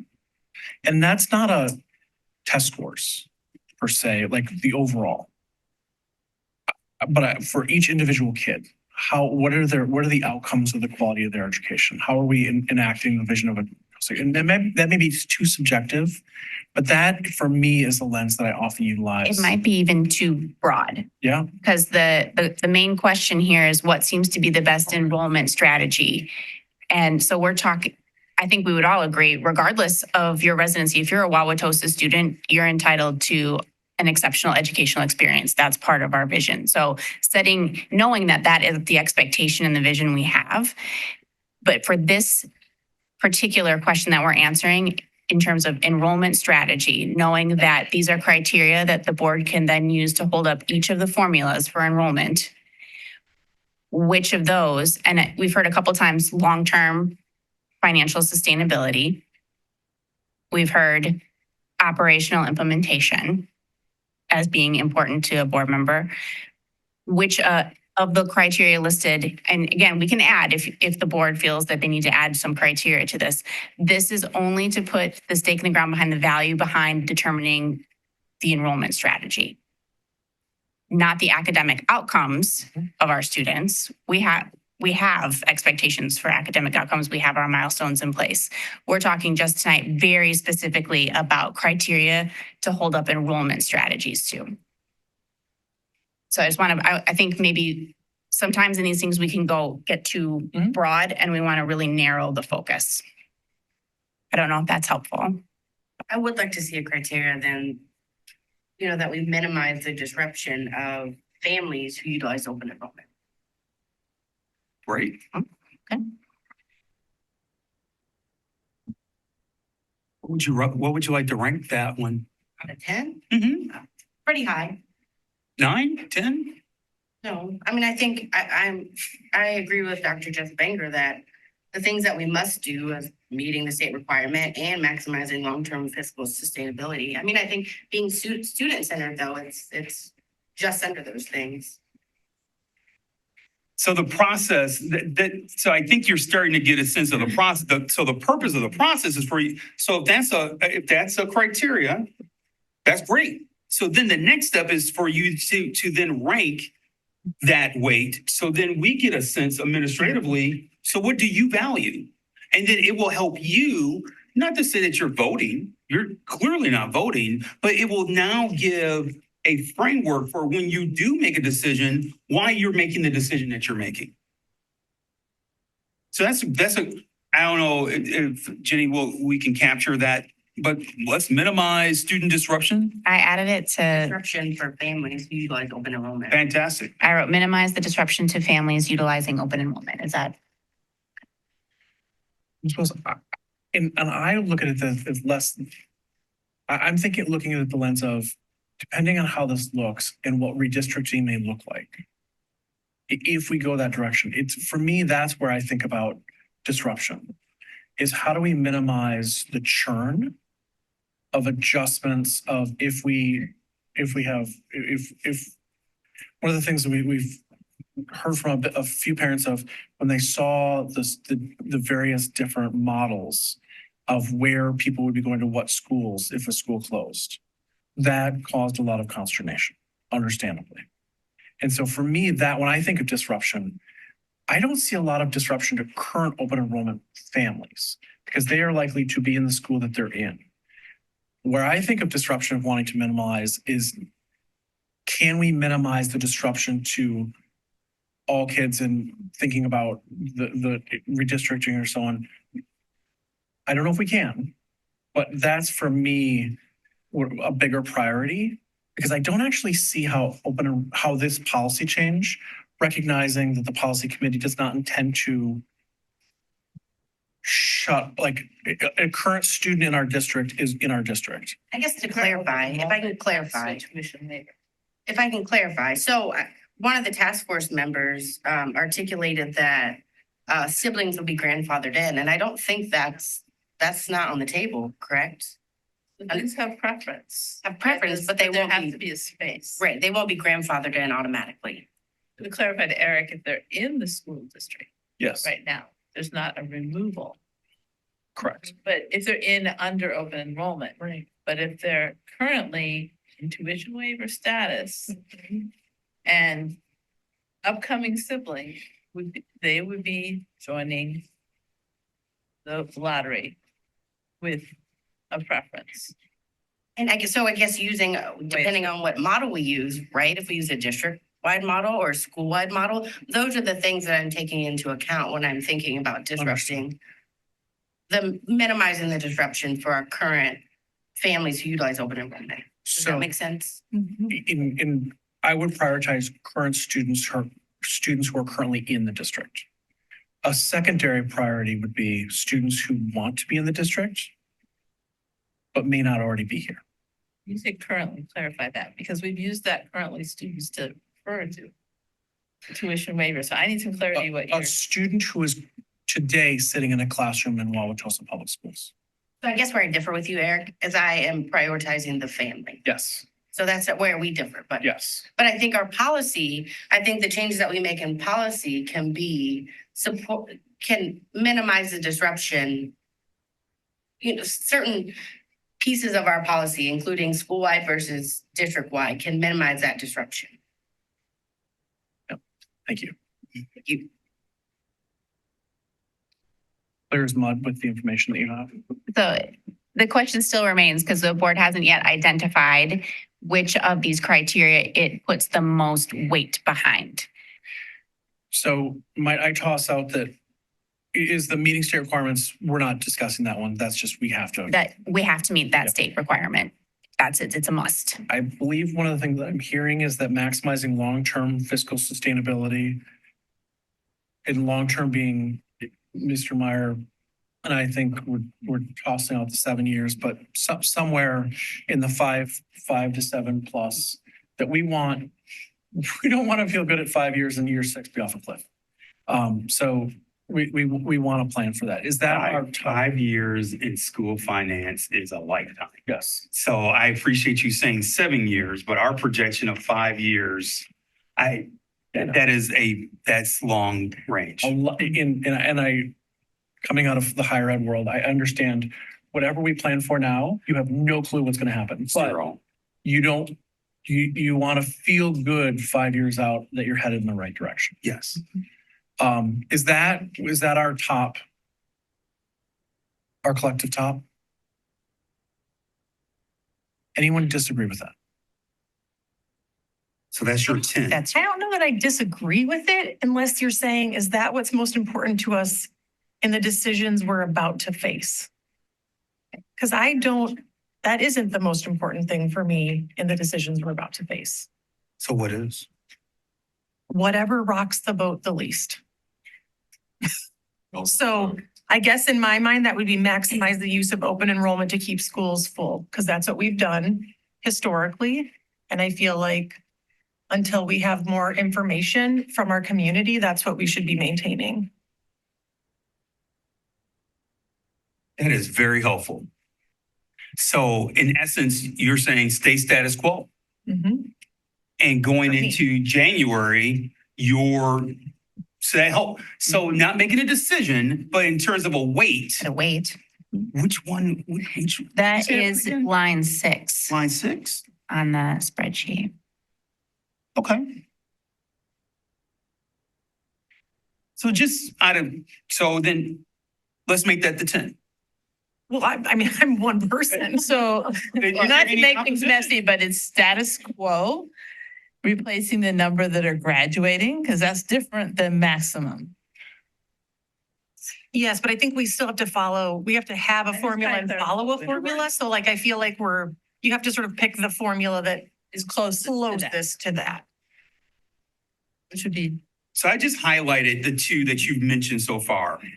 You mentioned those two, we've highlighted them. If that's your 10, then maybe long-term fiscal sustainability is your 9 Or the reverse, or reverse. 9 and 10. They're both high. It sounds. So one has how many are graduating? 132. I thought our 10 was a meet state requirement. That's your meet. That's just That is, you must meet that. That's why there's an M next to So it. everything else is just 1. They're numbers. They're numeric. 1 through Yes. 10. 1 through 10. So there are 4 options that meet that if you don't include the 73. But if you Or- include the 73 There's only 7. or 70 returning. They're not rank order. You just have to still like. I'm Well, I looking think- at the slide. I'm just trying to make sure that when we say we prefer something and we use a term like stay the same, that there's still some complexity within that, but maybe that's the Yep, next that's step. part of the next step. So again, like going too broad versus being really narrow. So we've heard that maximizing the use of open enrollment to keep schools full and maximizing long-term fiscal sustainability are 2 of the most important factors among the board. Is that a good paraphrase? The third, I think, I saw general agreement on, a lot of head nodding at least, is the maximizing operational implementation. Those 3. I feel like that means something different to each of us, though. Just big. I mean, just like looking at some of the things, like whether it's school-wide or district-wide. So that'll be when we get to the part of actually vetting each of the formulas. So I think there are 6 total options, then that's the time to go down that particular path. Okay. Right now, we're just trying to say, which of these criteria have more weight for considerate when we get to the evaluation So stage? we're just We're saying, like, we're setting the stage right now. Maximizing that policy to fit our mission or strategic plan or whatever the goal of the board is, right? So the maximization could look different. Each option that we'll evaluate might look different, not have the same outcome, might not be able to maximize that. We don't know, but that's part of the next step in the process. Yeah, so that's high for me too then. So far, you're making progress. This is good. It looks like your 10 would be maximize the use of open enrollment to keep schools full. That would be your 10. Hey, this is tentative. This is tentative. Your 9 would be maximize long-term fiscal sustainability. Your 8 would be minimize the disruption to families utilizing open enrollment. Your 7 would be maximize operational implementation of policy 5113. Here's a clarifying question. And this was asked earlier, but I still don't quite understand it. When we say maximize the use of resident enrollment strategy to keep schools full, clearly we want to. So, and I'll say, for me, I want every resident in Wauwatosa to have Wauwatosa Public Schools at the top of the list of where they want to attend. That's absolutely essential and important. We can't fill our schools in our current footprint with just resident students. So for me, maximizing the use of resident enrollment strategy to keep schools full is more important than maximizing the use of open enrollment. You can fill the schools. They may be one section schools. There will be many more lights out every day in classrooms because those classrooms will be empty. So I realize we can, and there's different ways to do it. But with what is today versus what is 5 years from now, if we have a lot less open enrollment, it will look differently in terms of how many kids are on the playground for recess or in the art room or at the winter sing. And that's not good nor bad, but it will be quantitatively how many kids are in the schools and how many classrooms have lights on will, I believe, look different. Of our approximately 6,800 students in Wauwatosa, 16% of them are open enrollment students. Yep. Yes, if you reduce the number of open enrollment students, there are not as many students here. Yep. Yes. And I believe, Eric, unlike you, I don't think it's good nor bad. I think it's not good to have one section schools. And I think there's probably lots of data to support that. Especially in a district this large where you might have Lincoln that, again, I think we're like perpetuating these islands of excellence when we, have just such a disparity among other things, including the way we distribute non-resident students, but even our resident students, like just having a one section school, I think creates a lot of disparities. So for me, I would prioritize maximizing the use of resident enrollment strategy to keep schools full as more important than maximizing the use of open enrollment. And it may be a 10A and a 10B or a 10 and a 9. But for me, I'm ultimately elected by Wauwatosa taxpayers to make our schools as good as possible. I'm also comfortable with continuing open enrollment to some varying degrees. I feel like I need more information to understand how to do that to get my goal, which is fiscal sustainability and maximizing the outcomes for the kids in our district.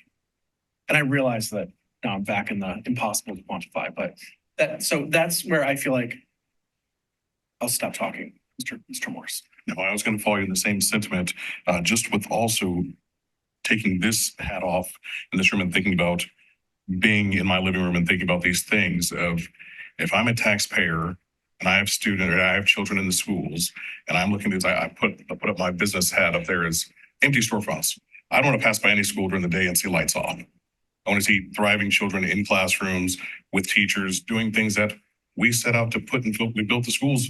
We've had these referendums we've filled with all these wonderful things. I don't want to see a science room or an art room or a music room that's not in use. I don't want to see a part of a high school that's not in use altogether. I've not been to this apparently third floor of East that people come that I need to absolutely go to. If there's toilets, if there whatever's in there, that there's nothing else happening, that's appalling to me. Like, so to make sense, toilets are the thing you're primarily interested in. We're gonna put toilets in East or Jefferson or Lincoln and turn the lights off. I'm against that. So I'm with you on the maximizing the use of resident enrollment strategy to keep it full, but to what extent? I feel like there's got to be some kind of balance there to write the pie to get those things there. And then for me, I'm looking at the rest. I said the long-term financial sustainability is probably my 9. I said I put the resident enrollment right there at my 9A or my 8. But then for me, I put up the other things that Dr. Means talked about, these of maximizing revenue generation. Dollars have to come from someplace.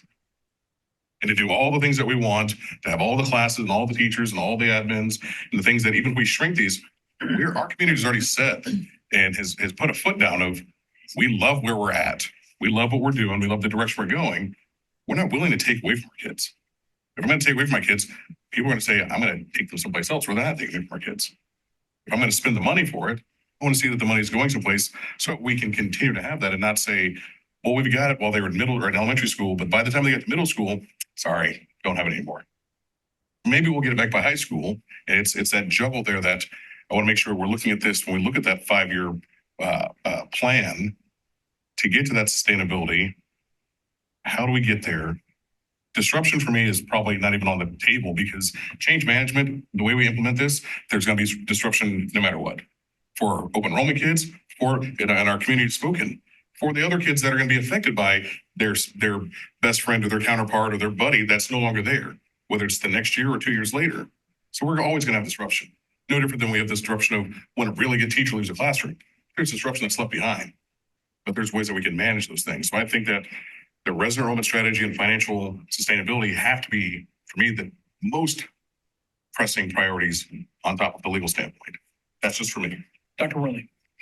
There are a few demographic factors that when we talk 5 years is relatively short term that we don't control.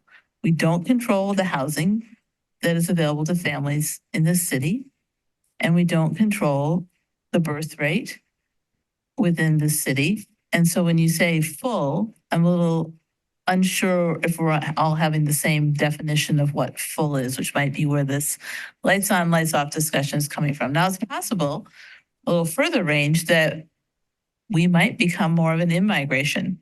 You know, that we can't predict. We don't know that for sure, but some of the models suggest we might be more of an in-migration community in another decade or so. But we can't make the decision on the basis of that. So, you know, sure, I'd love to see the resident, but there's a limit to what numbers we can get from residents that some things we don't control that contribute to that change. My language may be more or less to keep us full and more to maximize our market share of That's residents easier for me. here. Does that? That's a different definition. That's a little easier to see because I don't think that we can. I mean, the demographics are pretty clear. Yeah. We are going to stay, we're expected theoretically to stay even. Wisconsin as a whole is still an out migration. And I would argue that looking at the Rolfers report, the dramatic drop in schools have not been in the public schools. They've been in parochial schools. And so we have maintained and grown our market share, I believe, based off of looking at that report over the last decade. Looking at the numbers of students attending different schools. So I might change that to keep the resident students can't keep our schools full. But I would like to maximize our market share of residents. And so it seems like the first step decision would be wanting to keep our schools full. And then after that, we'd have to have the conversation about what the approach to that is, whether that's open enrollment or. I think that's why I go back to maximizing the like our job as a governing board is to create policy that the admin takes and implements in our schools. They have our strategic plan, they have our North Star, they have our mission to what we are making our decisions based off. We've already done a lot of work around that. Like right now, what is pressing is that this policy as it stands isn't legal, so it's not meeting the must. So we're not meeting the legal requirements. And it sounds like it's not meeting really any of these because it switches every year. It hasn't been followed in a consistent way. So to me, I still fall back on we're a governing board who makes policy, and then we trust our one employee to have the right team to implement the policy based on all of those other things that we have also already discussed and improved. So kind of going back to what you said, Dr. Jessup Banger, about the full students in a school, is that going with the understanding that, I know you said market share, but I'm going to be honest, I don't really know what that fully means. So, would that be like maximum, like using the fancy slideshow that we were seeing earlier? If we followed like one of the formulas, would that be like full being like having 32 students in like a high school class, or would that be going full with the minimum number or the mid number? Like, what kind of fullness are we looking at? That's a very good question. So Lights on, lights off. And for me, market share is that every kid who is living in the boundaries of Wauwatosa views this as the best option they have for their educational experience.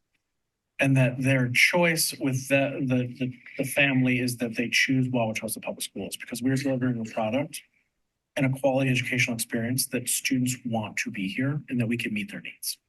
So that for me is that if it's 85% of students now. I would like it to be 90%, 95%. That's for me what I mean when I say market share. I would look to the administration to provide guidance to us on when we say a school is full. We had a lot of data over the last 6 months that looked at from reports of how much do we want. And that's why I think one of the challenges, Dr. Means, that you brought forward is we don't want classrooms that are too big because that causes problems for learning. But we don't want classes that are too small because that causes problems for learning. So the old policy had the sweet spot, and I'm just saying a no. So I'll say this, it was sold to the board that the old policy had a sweet spot. That was sold to the board, as I've previously sat on, of we had this because we wanted the sweet spot of how many kids are in a classroom to maximize the learning. That's what I came away believing over those presentations. Whether or not that's true or not, I don't know. So I would look to, I think that for me would be beneficial to know is what is the number of students that the teachers could reliably say of, and I don't know if there's a number there. There isn't. WSD has made a commitment to having small elementary schools. Our elementary schools are Small small. class sizes. No, Oh, small let's buildings. start with the size of the schools are small. Right. When you compare the typical size of an elementary school, they range typically between 400 to 500 kids in a typical elementary school. Our elementary schools range between 200 to 300. So before we even, I think the word full is being stretched. I believe the theory, and again, this is hard. And so I appreciate the board tackling this and to do a decision analysis for the first time around this topic is incredibly hard. So again, thank you. But to use the word full, I think the strategy for the last 19 years has been to keep all of the schools open. That's been the strategy. That's been the goal. And I continue to emphasize to all of you, you can keep all the schools open. Now, they may not be at the size you want them to be. And I think that's been expressed this evening. I think you've expressed that you're not interested in having 1 or 2 section building. So you like the sweet spot of the 3-section building. And maybe Dr. Jessup Anger, that's what you're referencing in terms of maximizing learning opportunities. When you have 3-section grade levels, that creates more diversity and opportunity for students. I don't know if that's what you mean. But what I would also share with you is that we have one middle school that almost a quarter of the school is open enrollment students. So it kind of grows into this other, while we start at the elementary level, it grows into something that is very different once students get into the secondary level that I would just encourage you to think about.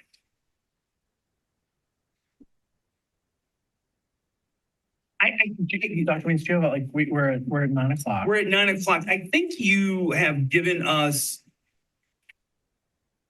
First of all, it wasn't about you giving us anything. It was about you coming to a place of, so what are, I think Mr. Meyer used the terminology, what rubric would you use as you're individually making your decision on how you want to vote?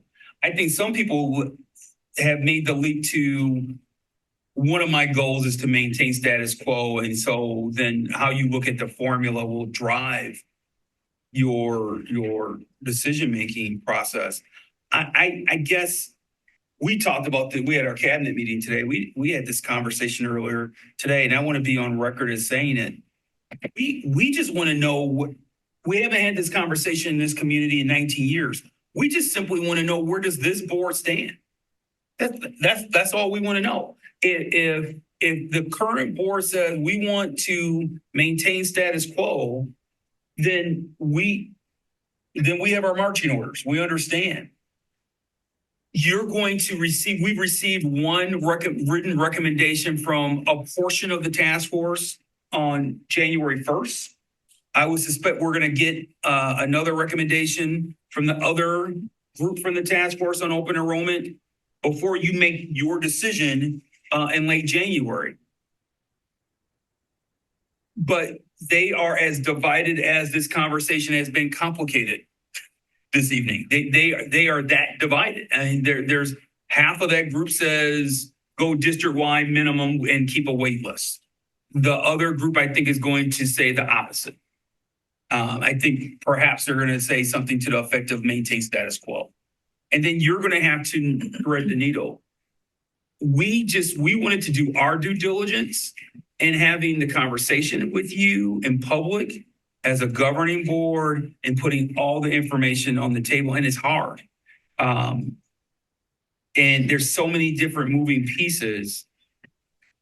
I think we've accomplished some things here. I think we have somewhat an incomplete weighted criteria.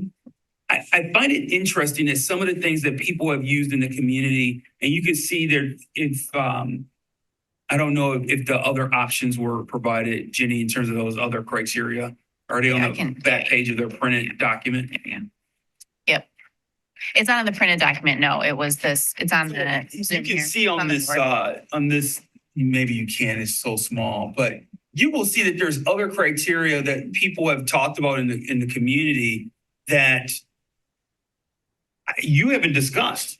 You know, people have talked about maximizing academic achievement, minimizing student disciplinary issues. Those things, you haven't discussed those things. And so I think the power of having this discussion is when individuals do talk about open enrollment in the community, you can talk about what's important to you. You didn't talk about, and I don't think we ran out of time, we didn't talk about racial diversity as a criteria and how you would rank it. One suggestion I would give you as we conclude this evening is maybe you just sit with these criteria and now you independently and individually go through this rubric. And so when you do make your decision in late January, at least there's a framework for when you do make your decision, you can articulate, this is what I'm trying, this is what led me to my vote. Maybe that is a good next step for you to reflect on, and we can continue to have conversations with. Again, I just want to say thank you. We found the opportunity to answer your questions in that FAQ that we provided to you last week. I think it's a total of 14 pages to be a good exercise. If you have more questions beyond that series of questions that we've already answered, it would be very helpful for us to receive them. It would be our pleasure to answer them. But I think we're at a juncture now where this is a really big decision that you have to make. Even in the interim, it's a decision that you'll have to make, and we're looking forward to the guidance that you provide next. Okay. There was a question about how to provide guidance to the policy committee based upon our questions tonight, which we didn't really get full discussion of, but we do need to decide next time. We'd like to come back with a policy that represents the majority of the board, hopefully greater than the majority of the board. And that's policy. And one next meeting. We schedule an extra one in order to be able to come back to this. As you're looking for the date, Mr. Pinion, I just want to, and I'm asking this question for effect more than anything else. What are the three questions that you, from a policy perspective, you need to have answered? School-wide versus district-wide, to codify that in policy would be extremely helpful. What's the second? Second one is going to be just landing on the currently attending students. If we're going to continue with the policy the way it's been and just make sure our practices are aligning with the way the policy has been written around that guarantee versus preference. And then the other big piece is just landing on the language so that we are able to calculate within the formula. And I see how you've rewritten it that sort of allows, you're not chasing policy every year. We can present different methods Those three things I look at. Am I missing? You know, the three you laid out. Yeah. So I think in terms of direction. And honestly, right now, I don't know where the board sits on these. The second one was the currently attending tuition waiver. So. We want to give so preference or guarantee. We're out of compliance. We're not following the way the policy is written. So we either need to change how we do things or change the policy. We need wording for that. Right, and I did get clarity. I was looking up a little bit of data. So we have been practicing, like we said, the 73 on average tuition waivers every year have been just guaranteed, not aligned with policy. So we either get the chance to align with policy and follow it. The sibling preference has not been a guarantee. So that one has still been treated as a preference historically, because that would have opened up a whole nother category. There would have been secondary students added. I mean, and we can look at that data to see. I don't know how easy out of the 1,400 applications, we'd have to see how many had siblings. That's how many we got for this year, 1,400. So, yeah. So people want to be here. 1,400 open enrollment applications for this current school year. Any of those, I'm just curious, are siblings of students already in the. That's the data I don't have right now. That you don't have, okay. You'd have to pull that. But to recap, what he's saying is that siblings have not been guaranteed in the way that tuition waiver students have been.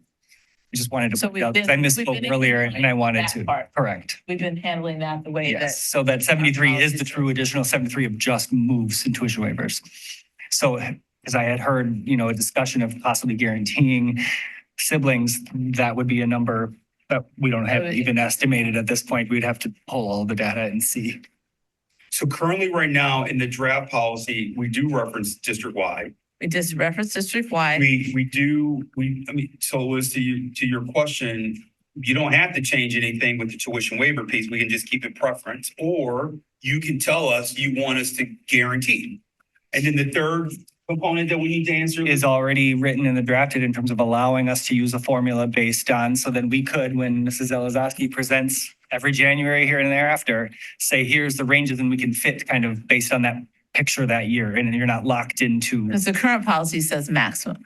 So technically, from my perspective, board members, I think you're this is heavy, and you've done a lot of good discussions. I think you're in a good place. I think from a policy perspective, you're good.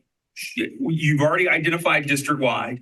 Now, if you want to tell. I'm not clear on where the board sits from tonight about where we're at on tuition waiver. Tuition waiver. It would be helpful to have some information. If you want to give direction on tuition waiver that is different than current language in the policy, Get that to you. you need to get it to me and the policy committee, because then. Send it to all of us. We won't All respond. three of us. We will not respond to it. We won't make a conversation out of Can it. I ask just one question specific to the policy?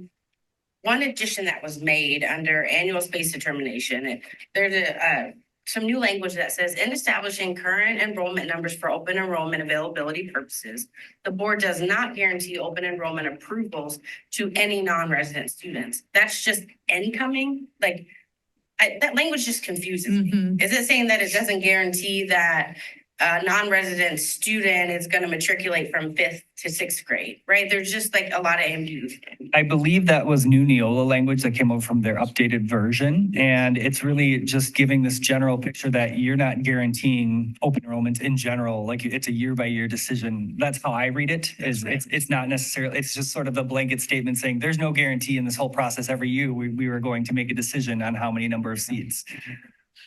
So if we met our maximum with residents, then we could potentially not let a 5th grader move on to 6th grade. I don't read that as having anything to do with transition. Because we don't have a policy that says they have to reapply. That would only come, correct? If we had a policy to reapply. So I asked about that though. So if we're gonna move from the school, because right now we're doing school maximum.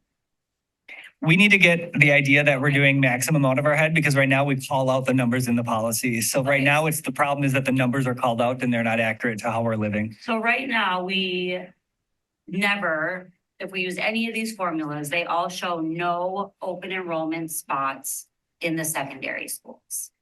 But what we do though, is if you are in a 5th grade elementary school in Tosa, you can go to the middle school and then you can go to the high school. If we change the wording of our policy and we're using a formula-based system, then we'll we'll never have secondary spots open. I don't think that's You never really do anything. So right now, the policy does not require a student when they change buildings or grade levels to reapply. Okay. So once they've been accepted to their spot, they continue in the district regardless of whether there are new seats in the Is there grade level they're assumed going move to. up in the enrollment numbers? I roll them up. I think Yep. What's not guaranteed is if you apply for open enrollment, you're not guaranteed that there will be a spot. But if you're in open enrollment, But once you're a student in our district, it's assumed that you will move throughout all of our schools. Yeah, when you are accepted as That's a the numbers. The numbers In the include numbers. that. I was like, we have a lot in secondary. You're asking a question that has come up. I want to be very clear in stating this. In all of our discussions, we're not going to ask any open enrollment students to leave, number one. Okay. Number two, we make a guarantee to students. Once you are admitted into our district, I don't care if you are a JK student or accepted at third grade, you will have the right to matriculate through your 12th grade year. There are other districts in their policy that states you have to reapply. We don't have that in our language and we're not introducing it. Can we do what you just said, though? Can we codify that in our policy? Right, that's why. I would like to see us say somewhere that once you are accepted as an open enrollment student, as long as you remain in good standing, you are guaranteed a position in our schools through graduation. May I talk? I think that would be very unwise to I would like create a right. in that language, and just given there are options that we were given by legal in terms of inserting a reapplication period, which we didn't think was of interest, we didn't go there. But I think the fact that it's not called out in the policy that you must reapply,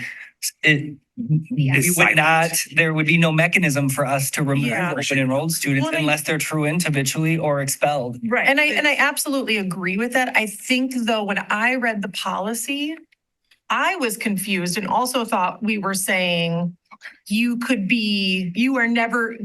you are an open enrollment student, you are never guaranteed a spot. I think we can land on language that would be more recommended from legal counsel to get to what you're saying, to show what it means, right? If it's confusing, I think we can get. So it's the green sentence under enrollment projections, number 3, that people would like the language worked on, but not with the idea that we're going to continue with the practice we have, which is that when someone is open enrollment, they've applied, they've gotten a spot because there was a spot available, they're not going to be asked to leave except for those conditions under which are outlined in the policy. I am wondering too, if I could ask one more question that would be more of a policy question, is we've talked about preference versus guarantee for our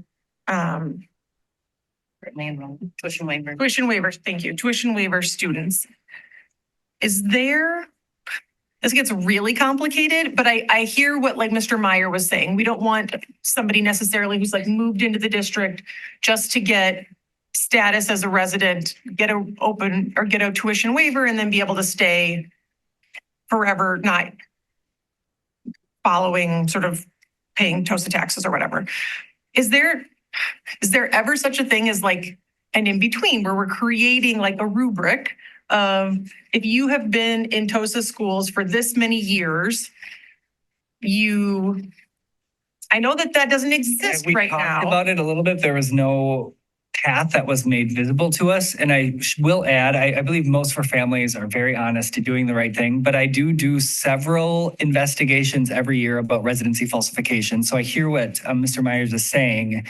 There are every year numerous instances of us having to look into residency falsification to try to be here. So Just to be clear, that's not just with tuition waiver, right? That's with. no, that's just in general. Right, so I don't want to. But I just want to put that out there that, it's not always easy to compare other districts either in the same way, but we're a very desirable place to be. Yeah. I'm just thinking about a family who's been here for 10 years. And they have a student who's now a 10th grade student. And they move. We never have new open enrollment spots for 11th grade.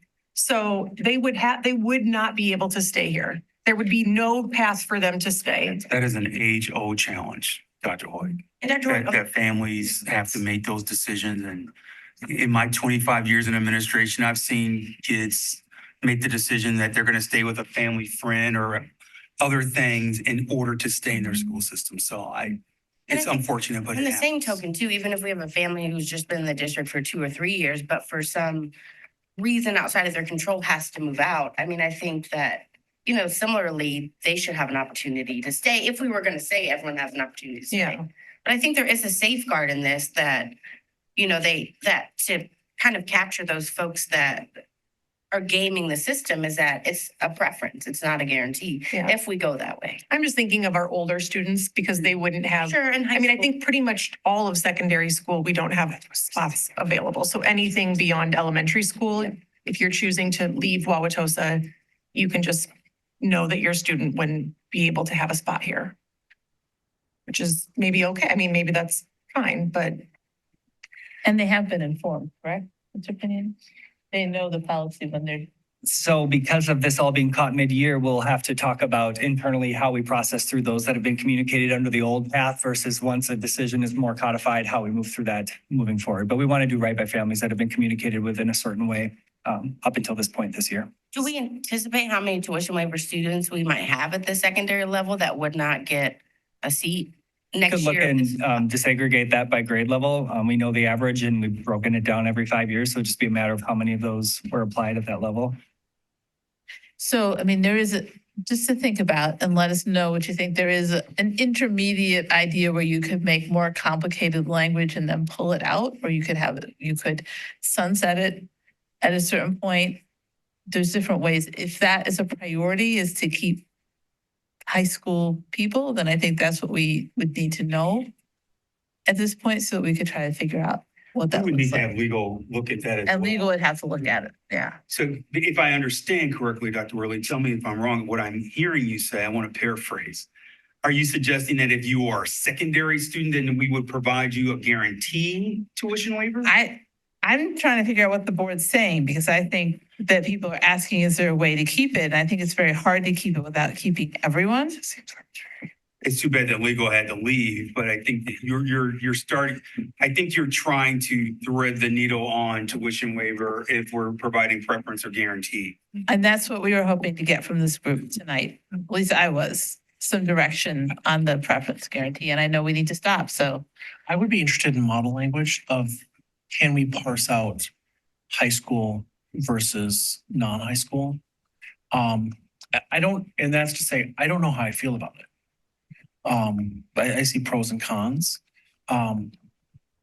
We've heard from, just to put in policy, we've heard from Neola on their guidance that a guarantee is a very tricky place to stand. They do not recommend. They don't recommend it. I don't think that they would not underwrite or whatever they do with that policy if we have guarantee. And I always want to assume good intent. And we want to assume good intent of families at this board table. But if there is any instance where someone's going to try to maneuver the system, it is more likely to happen at the high school and secondary level. In particular, due to interscholastic sports being available and other programming available, that actually welcomes that type of process more. I'll add every investigation has been at the high school level. All good information to know. Thank you. And that's what I'm asking, just because I feel like it's on people's minds that it's. May I summarize? So I think it would be helpful for us administratively for you to just go through that criteria. And I love the fact that some people came up with their own minimum or maximums. Let's go through that process. I think from a policy committee perspective, you've identified that district-wide is the way that you would like to proceed. I'm not hearing anything definitively that you want to shy away and give a guarantee. I think you're still saying the language of preference for tuition waiver. I haven't heard a request for a guarantee, but I'm seeing pausing as well. So I want to pause and. Just to clarify, I don't support the district-wide model. You don't support it? I think So are you suggesting that, so then I guess that would have to come out in your vote for policy 5113. In my recommendations to the policy committee, or my feedback, I should say. So the current language states that it is district-wide and and it is tuition waiver is a preference. And that's all we need from the policy. And so unless there's some strong opinion otherwise that people want to give to the policy committee, and I hear one board member saying that they're not in favor of district-wide, then that's what the committee needs to know. The third was follow the formula. I think what I heard from Mr. Pinion is that we've already baked that into the language. I think where you landed on that is very nice for a lot of reasons. I know we've got an exec session to follow. I'd like to call for a 5-minute recess. Reset and then if we want to move into close executive session or come back right after. Why don't we take a 5-minute recess? We'll come back. We'll move into executive session at that point, and we'll wrap up our work for the evening. It is 9:28 p.m. May I have a motion to adjourn into executive closed session? So move. It is recommended that the school board adjourn into closed session pursuant to Wisconsin statute 19.85, parens 1, parens C, considering employment, promotion, compensation, or performance evaluation data of any public employee over which the governmental body has jurisdiction or exercises responsibility, specifically to discuss performance and evaluation data of district principals, and I so move. May I have a second? Second. Thank you, Ms. Willis. Please call the roll. Mr. Morris, Yes. Dr. Hoyt, Yes. Ms. Willis, Yes. Dr. Worley, Absent? Ms. Emerald Rolland, Yes. Mr. Meyer, Absent? Dr. Jessup Banger. Yes. We will now move into closed session.